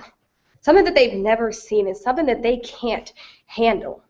See, every time I feel like I'm getting on my feet, boom, another bullet, y'all got me. I'll admit it, but the volume and regularity of your insults no longer affects me because I've done it all, I've seen it all, so you can't stop me anymore. But when the bullets start to spray, their impact still impacts me. Improvising every situation gets exhausting, and playing mind games will only cause you to resort to cheat codes you play with people. Forcing them to believe in your magic, but I've been there, done that, so I can see right past it. I speak of bullets in your mind may go to battlefields and war zones, but these bullets are snapshots of events I have survived through. See, the lead may not have torn through my body, but it still exists in my soul. My dreams are still haunted, and when I'm awake, I'm only dodging accidental bullets. See, I call them accidents because there is no way it is possible that they are still coming. See, I've tried to get on my feet, and at times, I thought I had, but then boom, another bullet, and well, that was that. Knocked back down to nothing. Y'all thought it was the end, huh? But what these bullets try to do, what they actually do, are not the same thing. See, the world intends to kill me. Maybe just my spirit, I'm not sure. But let me tell you one more time, I'm not going down.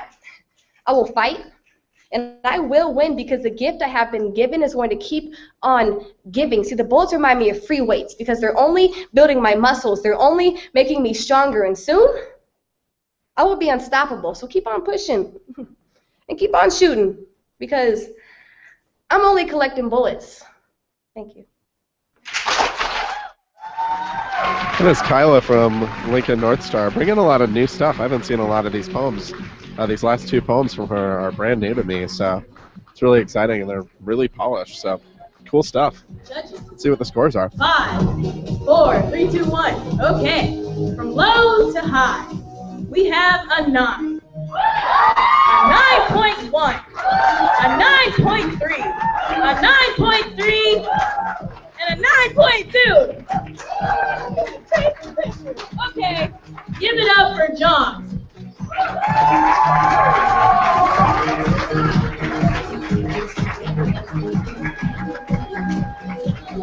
So that's a 27.6 for Kyla from North Star. This is John Ratz.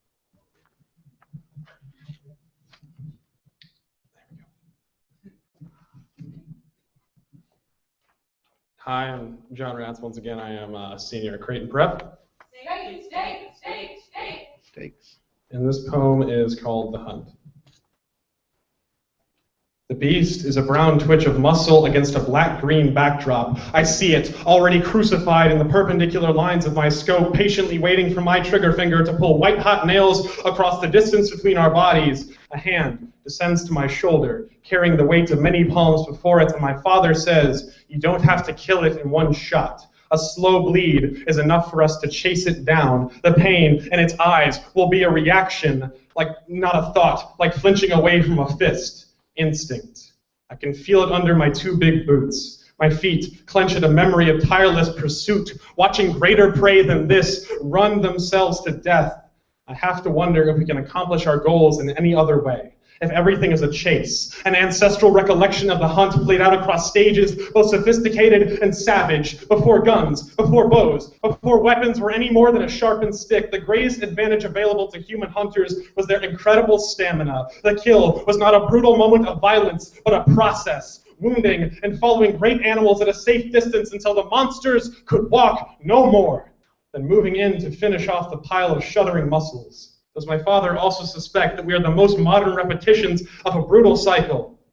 I will not speak up to subvert our roles, but the possibility eats at me. What if I am playing my part wrong? Is there something in my very being about to throw tradition off course and bring the expectations of centuries crashing down on my skinny shoulders? The rifle rattles in my hands. I forget how deadly what I'm holding is. Think how ridiculous it is to be cradling a stick. I am 2 seconds from throwing it to the ground and running down the deer, teeth out, nails bared, screaming something between frustration and fear when my father says, "Son, this is the easy part.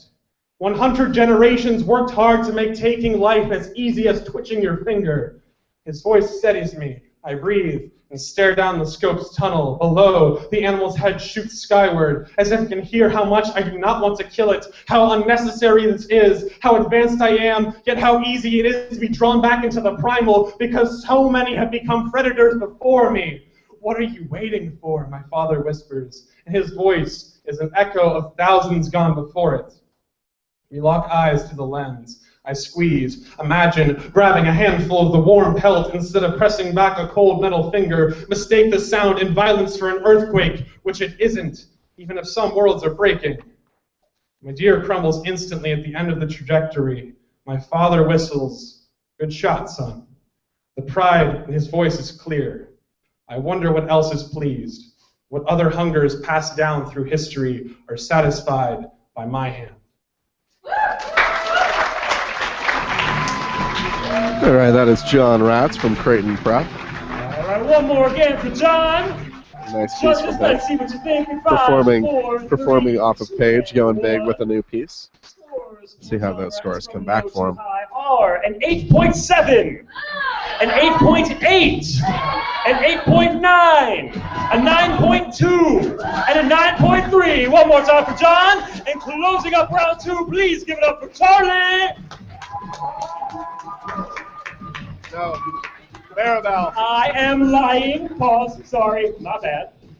So what y'all need to know is that every bout I lie to everyone at least once, and I have now done it. So we're going to rewind, and we're going to make noise, we're going to make noise, we're going to make noise, and we're going to give it up for Maribel!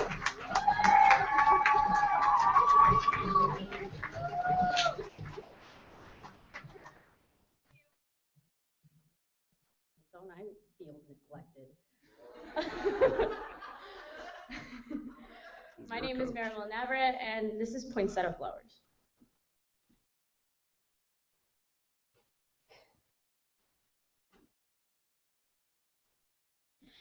My baby sisters are Aztec princesses.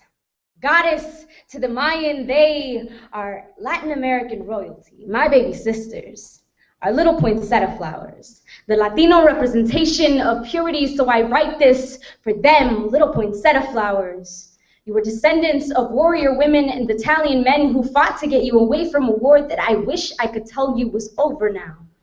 But as you've recently come to realize, this is not the case, little poinsettia flowers. You've been introduced to a war that I had hoped I would never need to prepare you for. So when a 6th grader told Raven, "You don't belong here," at the same time a 7th grader told Jolene the only thing she runs from is border patrol at a freaking soccer tryout dominated by white girls, my fingers clench into fists at the thought of anyone telling my little poinsettia flowers that they need to go back to where they came from. I ask you, where on earth do you think that is? Little poinsettia flowers. Following in your cultural footsteps is something you will never need to explain to anyone. Your eyes burn with a Latin fire that your generation keeps forgetting they have. Your skin is the color of every cup of café con leche that has ever touched your ancestors' lips. Your bones sing the songs of the fallen who fought to get you here, and your hearts beat for those who forgot the meaning of their own. Little poinsettia flowers. No borders were crossed in the makings of your lives. You are not illegal immigrants. You are Mexican, Argentinian, Chilean, but you were born in Chicago, Illinois. The way you identify culturally does not have anything to do with your citizenship status, baby girls. I wish I could tell you this is the last time you will ever encounter something like this, but if I told you this, I'd be lying. The truth is, I have got stopped by a cop who asked to search my purse for stolen objects. A teacher asked if I needed a translator in a class in which I was the only person of color. I had a woman at work tell me, "You are not Latina," but because I was born in the United States, that I should identify as a white child. And I had my 8th grade vice principal tell me, "Uncle Sam wants you to speak English." Little poinsettia flowers. Own your heritage. Because when people start telling you that you don't belong here, this will be all that you have. So bear all the colors of your flags from Mexico, Chile, Argentina, and the United States of America, because little poinsettia flowers, you are Aztec princesses. Goddess to the Mayan, you are Latin American royalty, not just commoners in a country that has not yet accepted your crowns. So little poinsettia flowers, you will never need to run from anything. And this is exactly where you belong. All right, that is Maribel from Ralston High School. Another senior departing us this year, but she was the city representative at the Women of the World Poetry Slam at the age of 18. So she is not to be missed, and we're happy to have her stepping into the adult scene too. A 9.3, a 9.4, a 9.4, and a 9.6. Please keep your applause for Matt. So that is a 28 even for Maribel. Doing a great job here. And we have oh, I'm sorry, that math is totally wrong. No, that's a 28.1. That's a 9.4, a 9.4, and a 9.3. This is Matt. Oh, Chris, I get it now. It's K.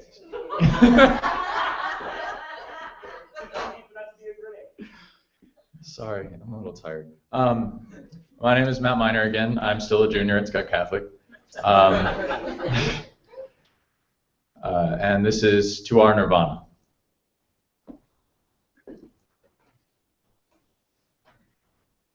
In every childish survey of what do you want to be when you grow up, my response was a constant, I don't know. I still don't. Not because I can't imagine my own personal nirvana, but because I know I will never achieve it. I know this because I have been told so. My friends, peers, family, and the common passerby made it a point to smash every dream I ever had before I could even dream them, with subtle constant reminders of how I'm not the smartest, not the funniest, not the most athletic, not the most handsome. Perfect. I have endless potential to be extraordinarily ordinary. I've been told the idiocy of taking risks, how dreams don't come true, how we must take the beaten path because our parents did, and so did theirs and theirs and theirs. See, this world isn't about us. It's about reputation. It's about showing how many digits go on our paychecks each month, how many gray suits we can own, how well we can smile and pretend that this existence that we have chosen isn't slowly killing us inside. And not just us, but the thousands of people that we could have been. The actor, the boxer, the singer are all starving in the endless collection of boring cliches that get us through the day and worn-out conversations about the weather that we have the audacity to call our souls, keep our heads down and our noses to the grindstone, because looking away from our work may give us just enough time to realize we're not happy.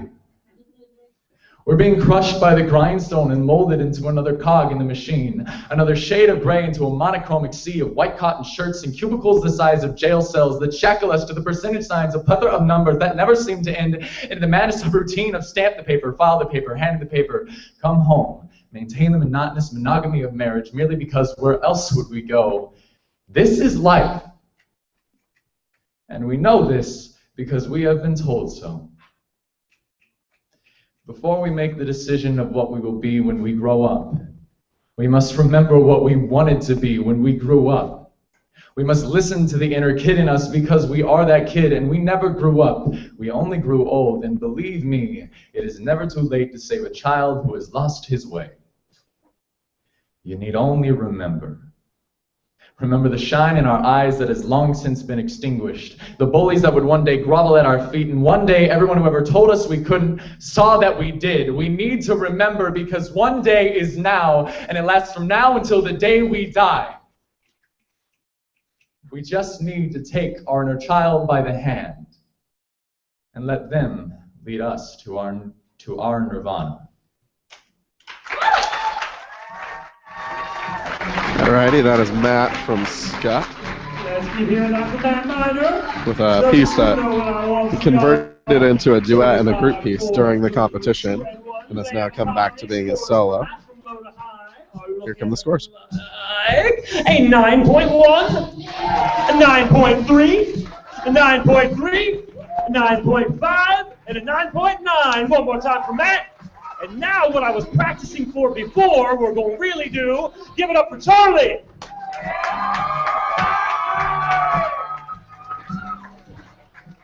So 28.1 for Matt. This is Charlie from Lincoln High. And Charlie Curtis Beard representing LHS. This is called Stardust.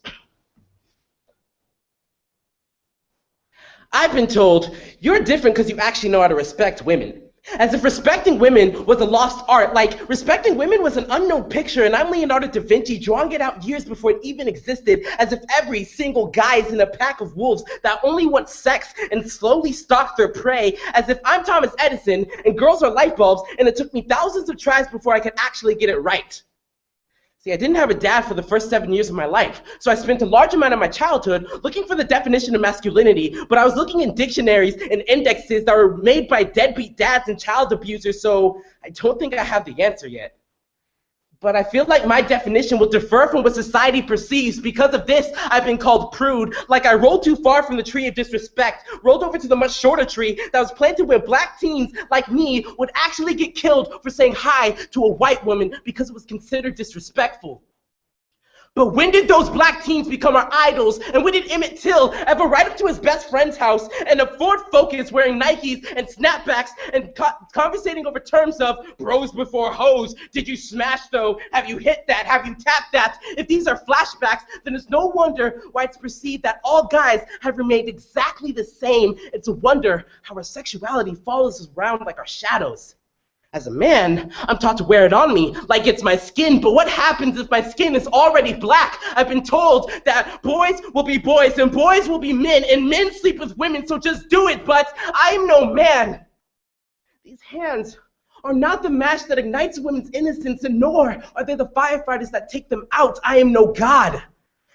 I'm simply just an alien. See, in high school, I never remembered a single thing about pre-cal, but I'm constantly reminded how to take a woman's virginity as fast as a freight train can take a life. Use lies to get inside of her and use heartbreak to tear your way out through her chest. This is no game. Charlie, you man up or be a punk, because virginity is not a prerequisite to masculinity. You hit it and you quit it. In order to be a man, you must lose your virginity as fast as a gust can take away a flame. But I feel like Thomas Edison because I'm still so afraid of the dark. I think I'll keep this light.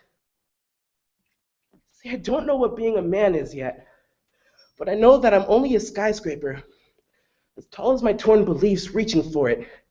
My dad assures me that I'm getting closer every day, but I can't see through all this darkness. So until I reach it, I think I'll keep this light.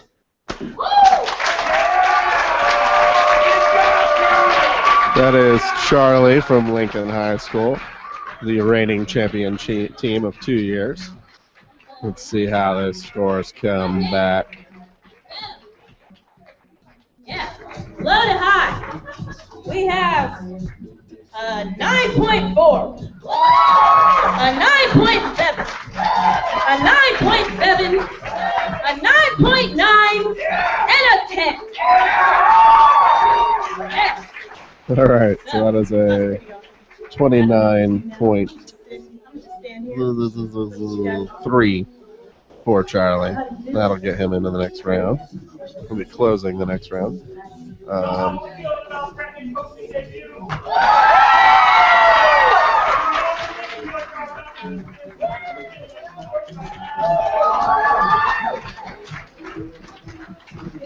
So if I'm doing my math right, I think we're going to hear from Matt, then Maribel, then Niara, then Charlie. We got a top 4. We can all right, people y'all. out. So here's been how things have been going all day. We were supposed to have 12 poets going into finals. We had a tie, so we had 13. We were supposed to take 6 poets into the second round. We had a tie. We took 8. We are now moving into the last round, and everything is totally normal. I'm lying to you again. Yet again, we have a tie, so we are going to take 4 poets in the last round, and we're going to say goodbye to 4 poets.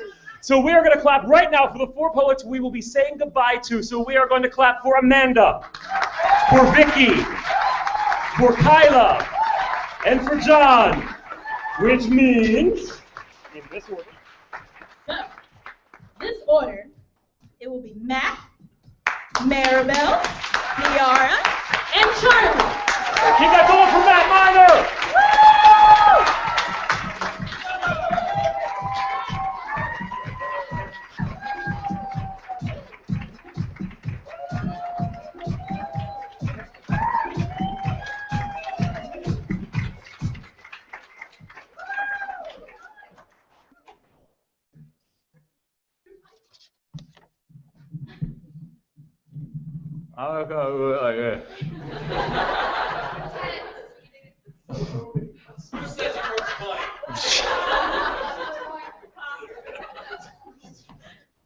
My name is still Matt Minor. I still go to Skutt Catholic. I am in the 11th grade. And there's no room for gray. I once cleaned my childhood bedroom, and amidst the pile of Game Boys and Shonen Jumps, I found a Bible, and then another and another and another and another. In my room, I had 5 Bibles, and they were all different sizes and colors and had different pictures and editions. And I didn't open them. I used to cherish them. I read Matthew a lot because I wanted to understand where my name came from. I read Jonah because I was waiting for Pinocchio to join him in the whale's mouth. But the Bibles all collected dust next to the copies of Harry Potter and Percy Jackson. Last year at my Catholic high school, I was named Theology Student of the Year. And last year, I identified myself as agnostic. As one girl so aptly put it, I just think it's so funny because you, hate all religions. She didn't understand that I was in the theological purgatory. See, I am the middle child of the cosmos, and I sit on the rails of a theological train track listening to the warning bells of both sides, one preaching salvation, the other contemplation. My arms curl inward as I search for a stigmata that will never appear. I grasp for a rib that is no longer there, vainly searching for my own Eve to release me. The forbidden fruit is low-hanging, but it's freedom, it's logic, it's reason. With scientific studies, carbon dating, Darwinism, theoretical physics, all things I know to be true. I know how the universe works, but not why. And y is so much more than an axis adjacent to x. I can't find divine beauty in formulas. I long to look into the universe and its infinite colors between the black holes and supernovas, and to think that there's something out there that cares enough, that loves enough, to build it all cell by cell, atom by atom, yet still finds time to lead my grandmother by the hand to the pearly gates. I know this is beauty, but I can't feel it, and I can't know it. I know concrete. I know plastic. I can see a sunset, and I know how the clouds turn purple and orange in its wake. I know beauty, but not divine.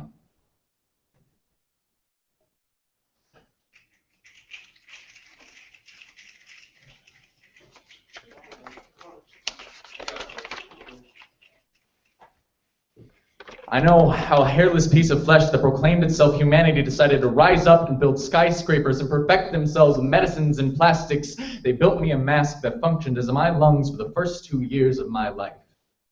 And both called to me, claiming me, And the only thing that enrages them more than choosing the other is choosing neither, because we live in a universe of ultimatums. There is black and there is white, and in an infinitely expanding universe, it seems there's no room for gray.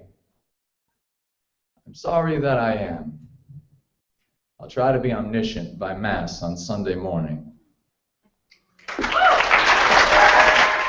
That is Matt from Skutt Academy. Nope. Skutt Catholic High School. Oh boy, it's been a long day. Let's see how the scores come back for him. Okay, Accomplished rider. He still has another year with LTAP, so it's cool to see him in the Indy Finals. Okay, from low to high. 9.1, a 9.2, a 9.4, a 9.4, and a 10. Okay, now, give it up for Maribel.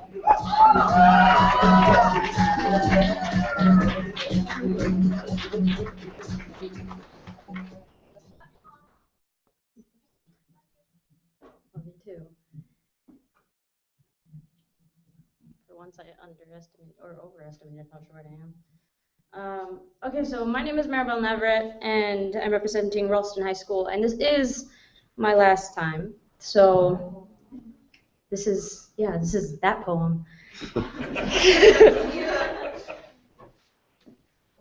On this, what is probably my last time on a Louder Than a Bomb stage, there are a few things I need to get off of my chest. First, let me start by saying thank you. Thank you to the wonderful people I've heard and the amazing stories I've met. Each and every one has given me reasons to melt, cry, laugh, and give all the snaps. And thank you to those who have left me just downright confused. You have always given me something to think about. Thank you to the new friends I've connected with and the family I have made, the gaps that have been closed between borders and basic people. Thank you to every poet who helped restore my faith in humanity. And thanks a lot for those who just kept making me question it. Now, allow me to say hello to new poets. I welcome you to this fascinating world called poetry. I hope you are ready for a whole mess of emotions coming at you from a ride of your life. And let me tell you, you are never gonna want to get off. Let me tell you, I know your coaches are crazy. Well, listen to them, babies. They are just trying to guide you. Babies, let out that you have caged inside, because I want to know you. Next, I want to say thank you again, but this time, thank you, Matt Mason, Zadika Poindexter, Chris August, Evie, Corinne, and Emily, Ben Wenzel, Ferriel Pearson, and against everything he hasn't done right, thank you to Jeff Lacey, our sponsor, who I may or may not recognize if he showed up to one of our practices. Because if there was one thing he did do right, it was introducing me to this. Thank you to the seniors who took this journey with me. Thank you, Mama, for gifting me with a voice that I apologize for forgetting that I had. Mommy, I understand now why you cried at my first poetry slam. I found my voice again. And so, gracias. Merci, Greci, Messi, Mahalo, and thank you. No amount of poems will be able to explain even remotely what this chapter of my life has meant to me. I didn't just find my voice, but I found strength, laughter, a shoulder to cry on, a smile, a friend, and a way to scream, this is who I am! So this is my final hello. My name is Maribel Navarrete, and this poem is my way of saying that in this, my last time competing in a Louder Than a Bomb stage, thank you all, and goodbye. That is Maribel from Ralston. I think we're going to want to follow her with this camera right now. As I pretend to remain unbiased, let's hear from Maribel. Judges, 5, 4, 3, 2, 1. Oh, where'd she go? Scores for Maribel from low to high. At least one of them is inside a heart. I'm just saying. 9.0. 9.0, that's the one in the heart. That's how you can tell. 9.5, 9.5, and a 9.5. One more time for the poet. Keep that going as we welcome back to the stage, Niara.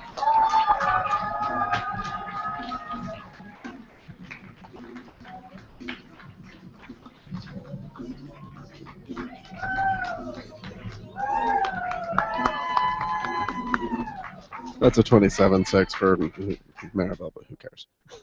This is Niara. You're all cool.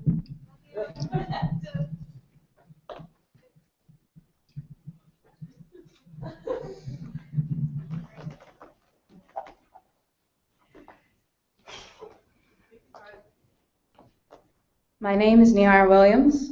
I'm a senior at Duchesne Academy. And this is the beginning of many ellipses. Once upon a 10-year-old summer night's dream, I woke up with cicadas buzzing in my ears and wet underwear. Drowsily, I thought, I peed. As if bedwetting was still acceptable by the time I reached the 5th grade, as I rolled to the edge of my mattress, I felt a gushing sensation between my thighs. Oh, God. Oh, no. This is far too viscous to be urine, too sticky and coming out of the wrong place. No, I'm imagining this. My stomach isn't curling, and the telltale menstrual knot. My uterus is not making an early evacuation. My mother has 3 sisters, Auntie Rita, Auntie Nay, and Auntie Shonda, and I'll be damned if my grandmother is young enough and fertile enough to give birth to an Aunt Flo. Okay, I'm thinking this doesn't have to be what I think it is. It doesn't matter that both my sisters got theirs at the same age, in the same season, in the same room. There's nothing blooming in the crotch of my white and purple striped panties. The scent of blood is not overwhelming my sinuses. I heard you can't go swimming in the ocean anymore after. The sharks can smell it on you. Do I have to carry tampons now? How do the shining pink packages fit? Do I just shove it up there or wipe with it? Irrelevant. This isn't a period. As my sheets are stained, this isn't a period. As my body cramps, as the sun rises, as I awkwardly waddle to the bathroom down the hall with the heavy wetness in my crotch, as I sit over the toilet, eyes shut and hands balled into fists. I open one eye slowly, then the other. There, glimmering, crimson in the seat of my pants, is the grammatically correct ending to my biological girlhood.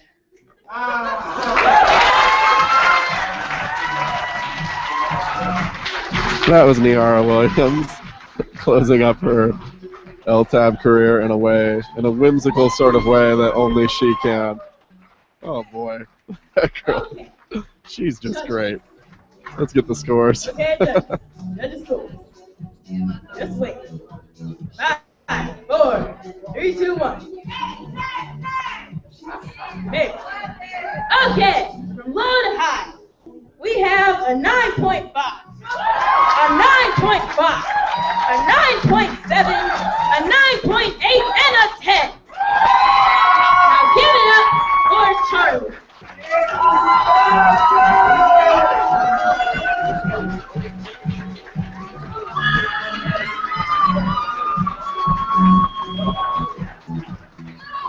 That's a 29 even for Niara. This is Charlie. All right, so like Maribel, this is my last time being able to do this, and just leave it all here tonight. So, I'm Charlie Curtis Beard, and I'm representing Lincoln High School. And if you would, and if you will, take a trip down memory lane with me, all right? Yes. Silence! And that's how it begins, as my heavy heart highly anticipates beats that beat back blood into my numb lungs. I used to breathe back when my self-esteem was high shots of praise turned into cold air freezes. My lungs are way too numb. Figures that choke freezing temperatures cause my heavy heart to suck the blood away from my lungs, run away, causing silence. And that's how it begins, with the silent road before you beholds the key to pleasing everyone. But my only goal is to get to the end without people's poison to manipulate or criticize, because they'll surely try, and I will do nothing but to sit by and watch as my life flashes by, while others move through time. Well, time is just a belief that you're supposed to be somewhere when you're supposed to be, but I'm in the wrong place at the wrong time. I need to move, Charlie, move. Just try to run away because you know you'll change when critics pop up and say things they don't like about you. So I try to run away, but I still stay because I still care what they think, Charlie, think. Just move towards a goal and block out what others think about you, but I still want to hear what they have to say something, but my lungs are still numb, so I'll just shut up and listen while others move faster than the speed of criticism, and they're flying by, and they may be moving forward, but I'm moving through time.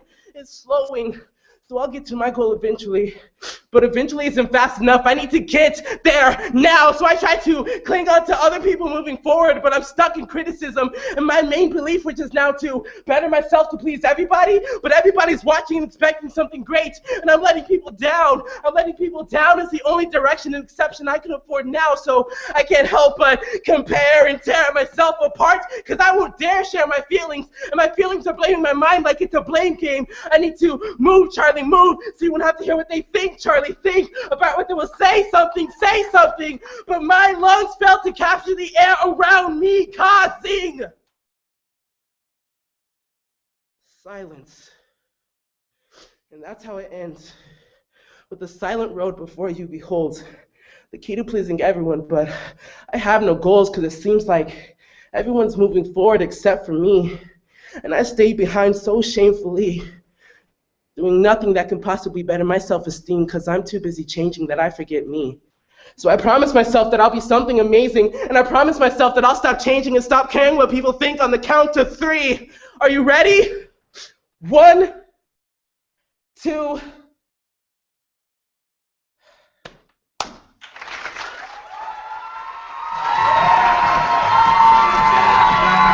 That is Charlie from Lincoln High taking a well-deserved bow and curtain call to his time with Louder Than a Bomb.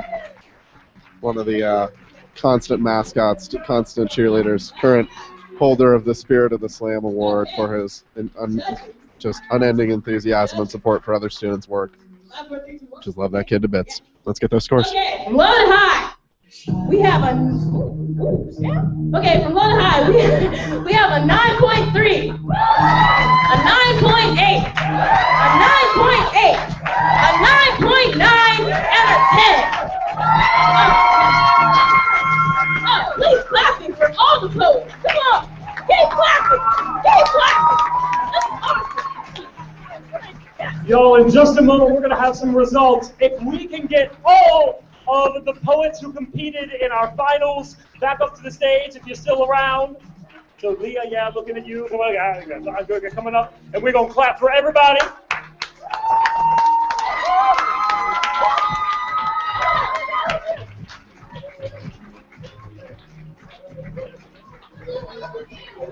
All right.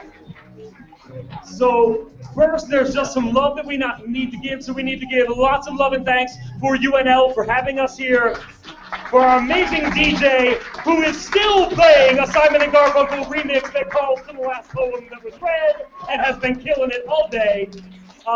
For all of our coaches, all of our teachers, many of whom came here to support our babies, to Greg Harris, who has been putting us online for a month now. Hi, buddies.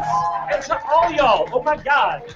Okay, y'all, can I hold the anticipation for another couple of seconds and gush over you just for a few more seconds? I'm going to anyway, so yeah, may as well say yes, because then it sounds consensual and all that business. We like consent, right? So I have 2 things I need to tell y'all. One, I have competed in the adult version of this for 12 years, and it is a scene that very often I, as well as lots of other folks, have to pull out because it gets to be way too much.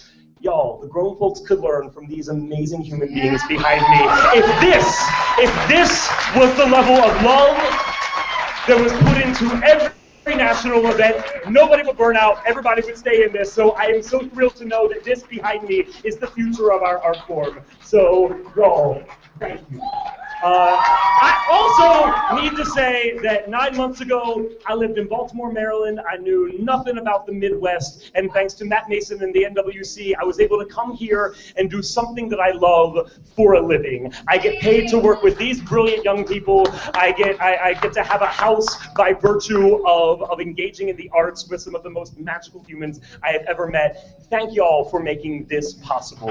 And with that, Miss Brett, you want to do this with me? All right, you'll be shocked to know that we're going to begin with a tie. So, in third place, we have Matt and... Wait, where? Oh, Maribel. All right, so give it up for Matt and Maribel in third place. Who's in second place, Niara? All right, I know. Yeah. Okay. Sorry, Brittany, who's in second place? Yeah. So give it up for Niara Williams. This is going so well. Okay. And in first place, we have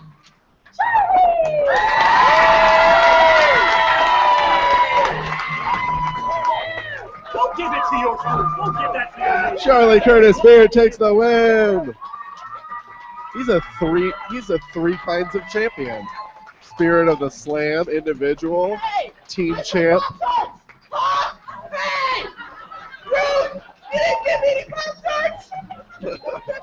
And y'all, for those of you keeping track at home, this means officially this year, Lincoln High won everything. So y'all, I'm just saying, every other team, you know who to come for next year. I'm just saying. Congrats, y'all. Thank you all so much for such a beautiful evening and a beautiful year. Have a wonderful night. We love all y'all. Thank you. May or may not get we don't know. Each and every single one of you are getting. Bye. See you next year. Except for the seniors. Not me.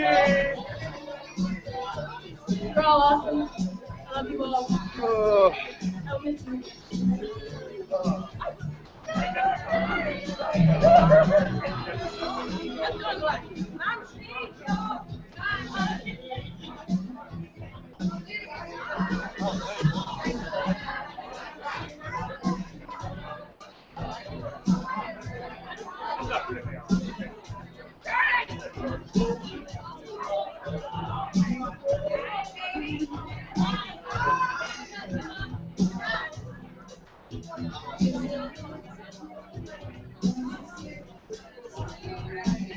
Do you want to say hi to the internet? Hi, internet. I wish you guys had your life together and could come here now, but thank you guys for watching online all season. It's been awesome. I love all your guys' faces. So, yay! Tune in next year. And big shout out to Greg for being awesome and running this thing. So. That's Charlie. That's LTAB. 2014 Great Plains is in the books. Thank you so much for tuning in. Donate to support the work. It's LTAB Omaha or LTABGreatPlains.org, LTABOmaha.org. Both of them work just fine. But come be a part of it. You can volunteer to support it if you can't pay the money. But yeah, nights like this are what it's all about. We love it to bits. So yeah, congrats to Charlie. Congrats to everybody who competed and won in this bout and then the last bouts and every bout this year we've had. This year we have shared, let me do the math quickly, I think we've shared something like close to 500 poems from these incredible students, sometimes working separately like today, sometimes working together. It's unforgettable. So thank you for bringing me along with it. This is Greg Harries signing off for LTAB Omaha, or LTAB Great Plains 2014. We'll see you guys next year, but stay tuned to our Facebook page and for other events and other sorts of things that are going to be going on because we just keep growing. I've heard rumors of Grand Island schools. I've heard rumors of Kansas City schools that are interested, so we're just getting bigger and bigger. Come be a part of it. Good night, all. Bye. Bye.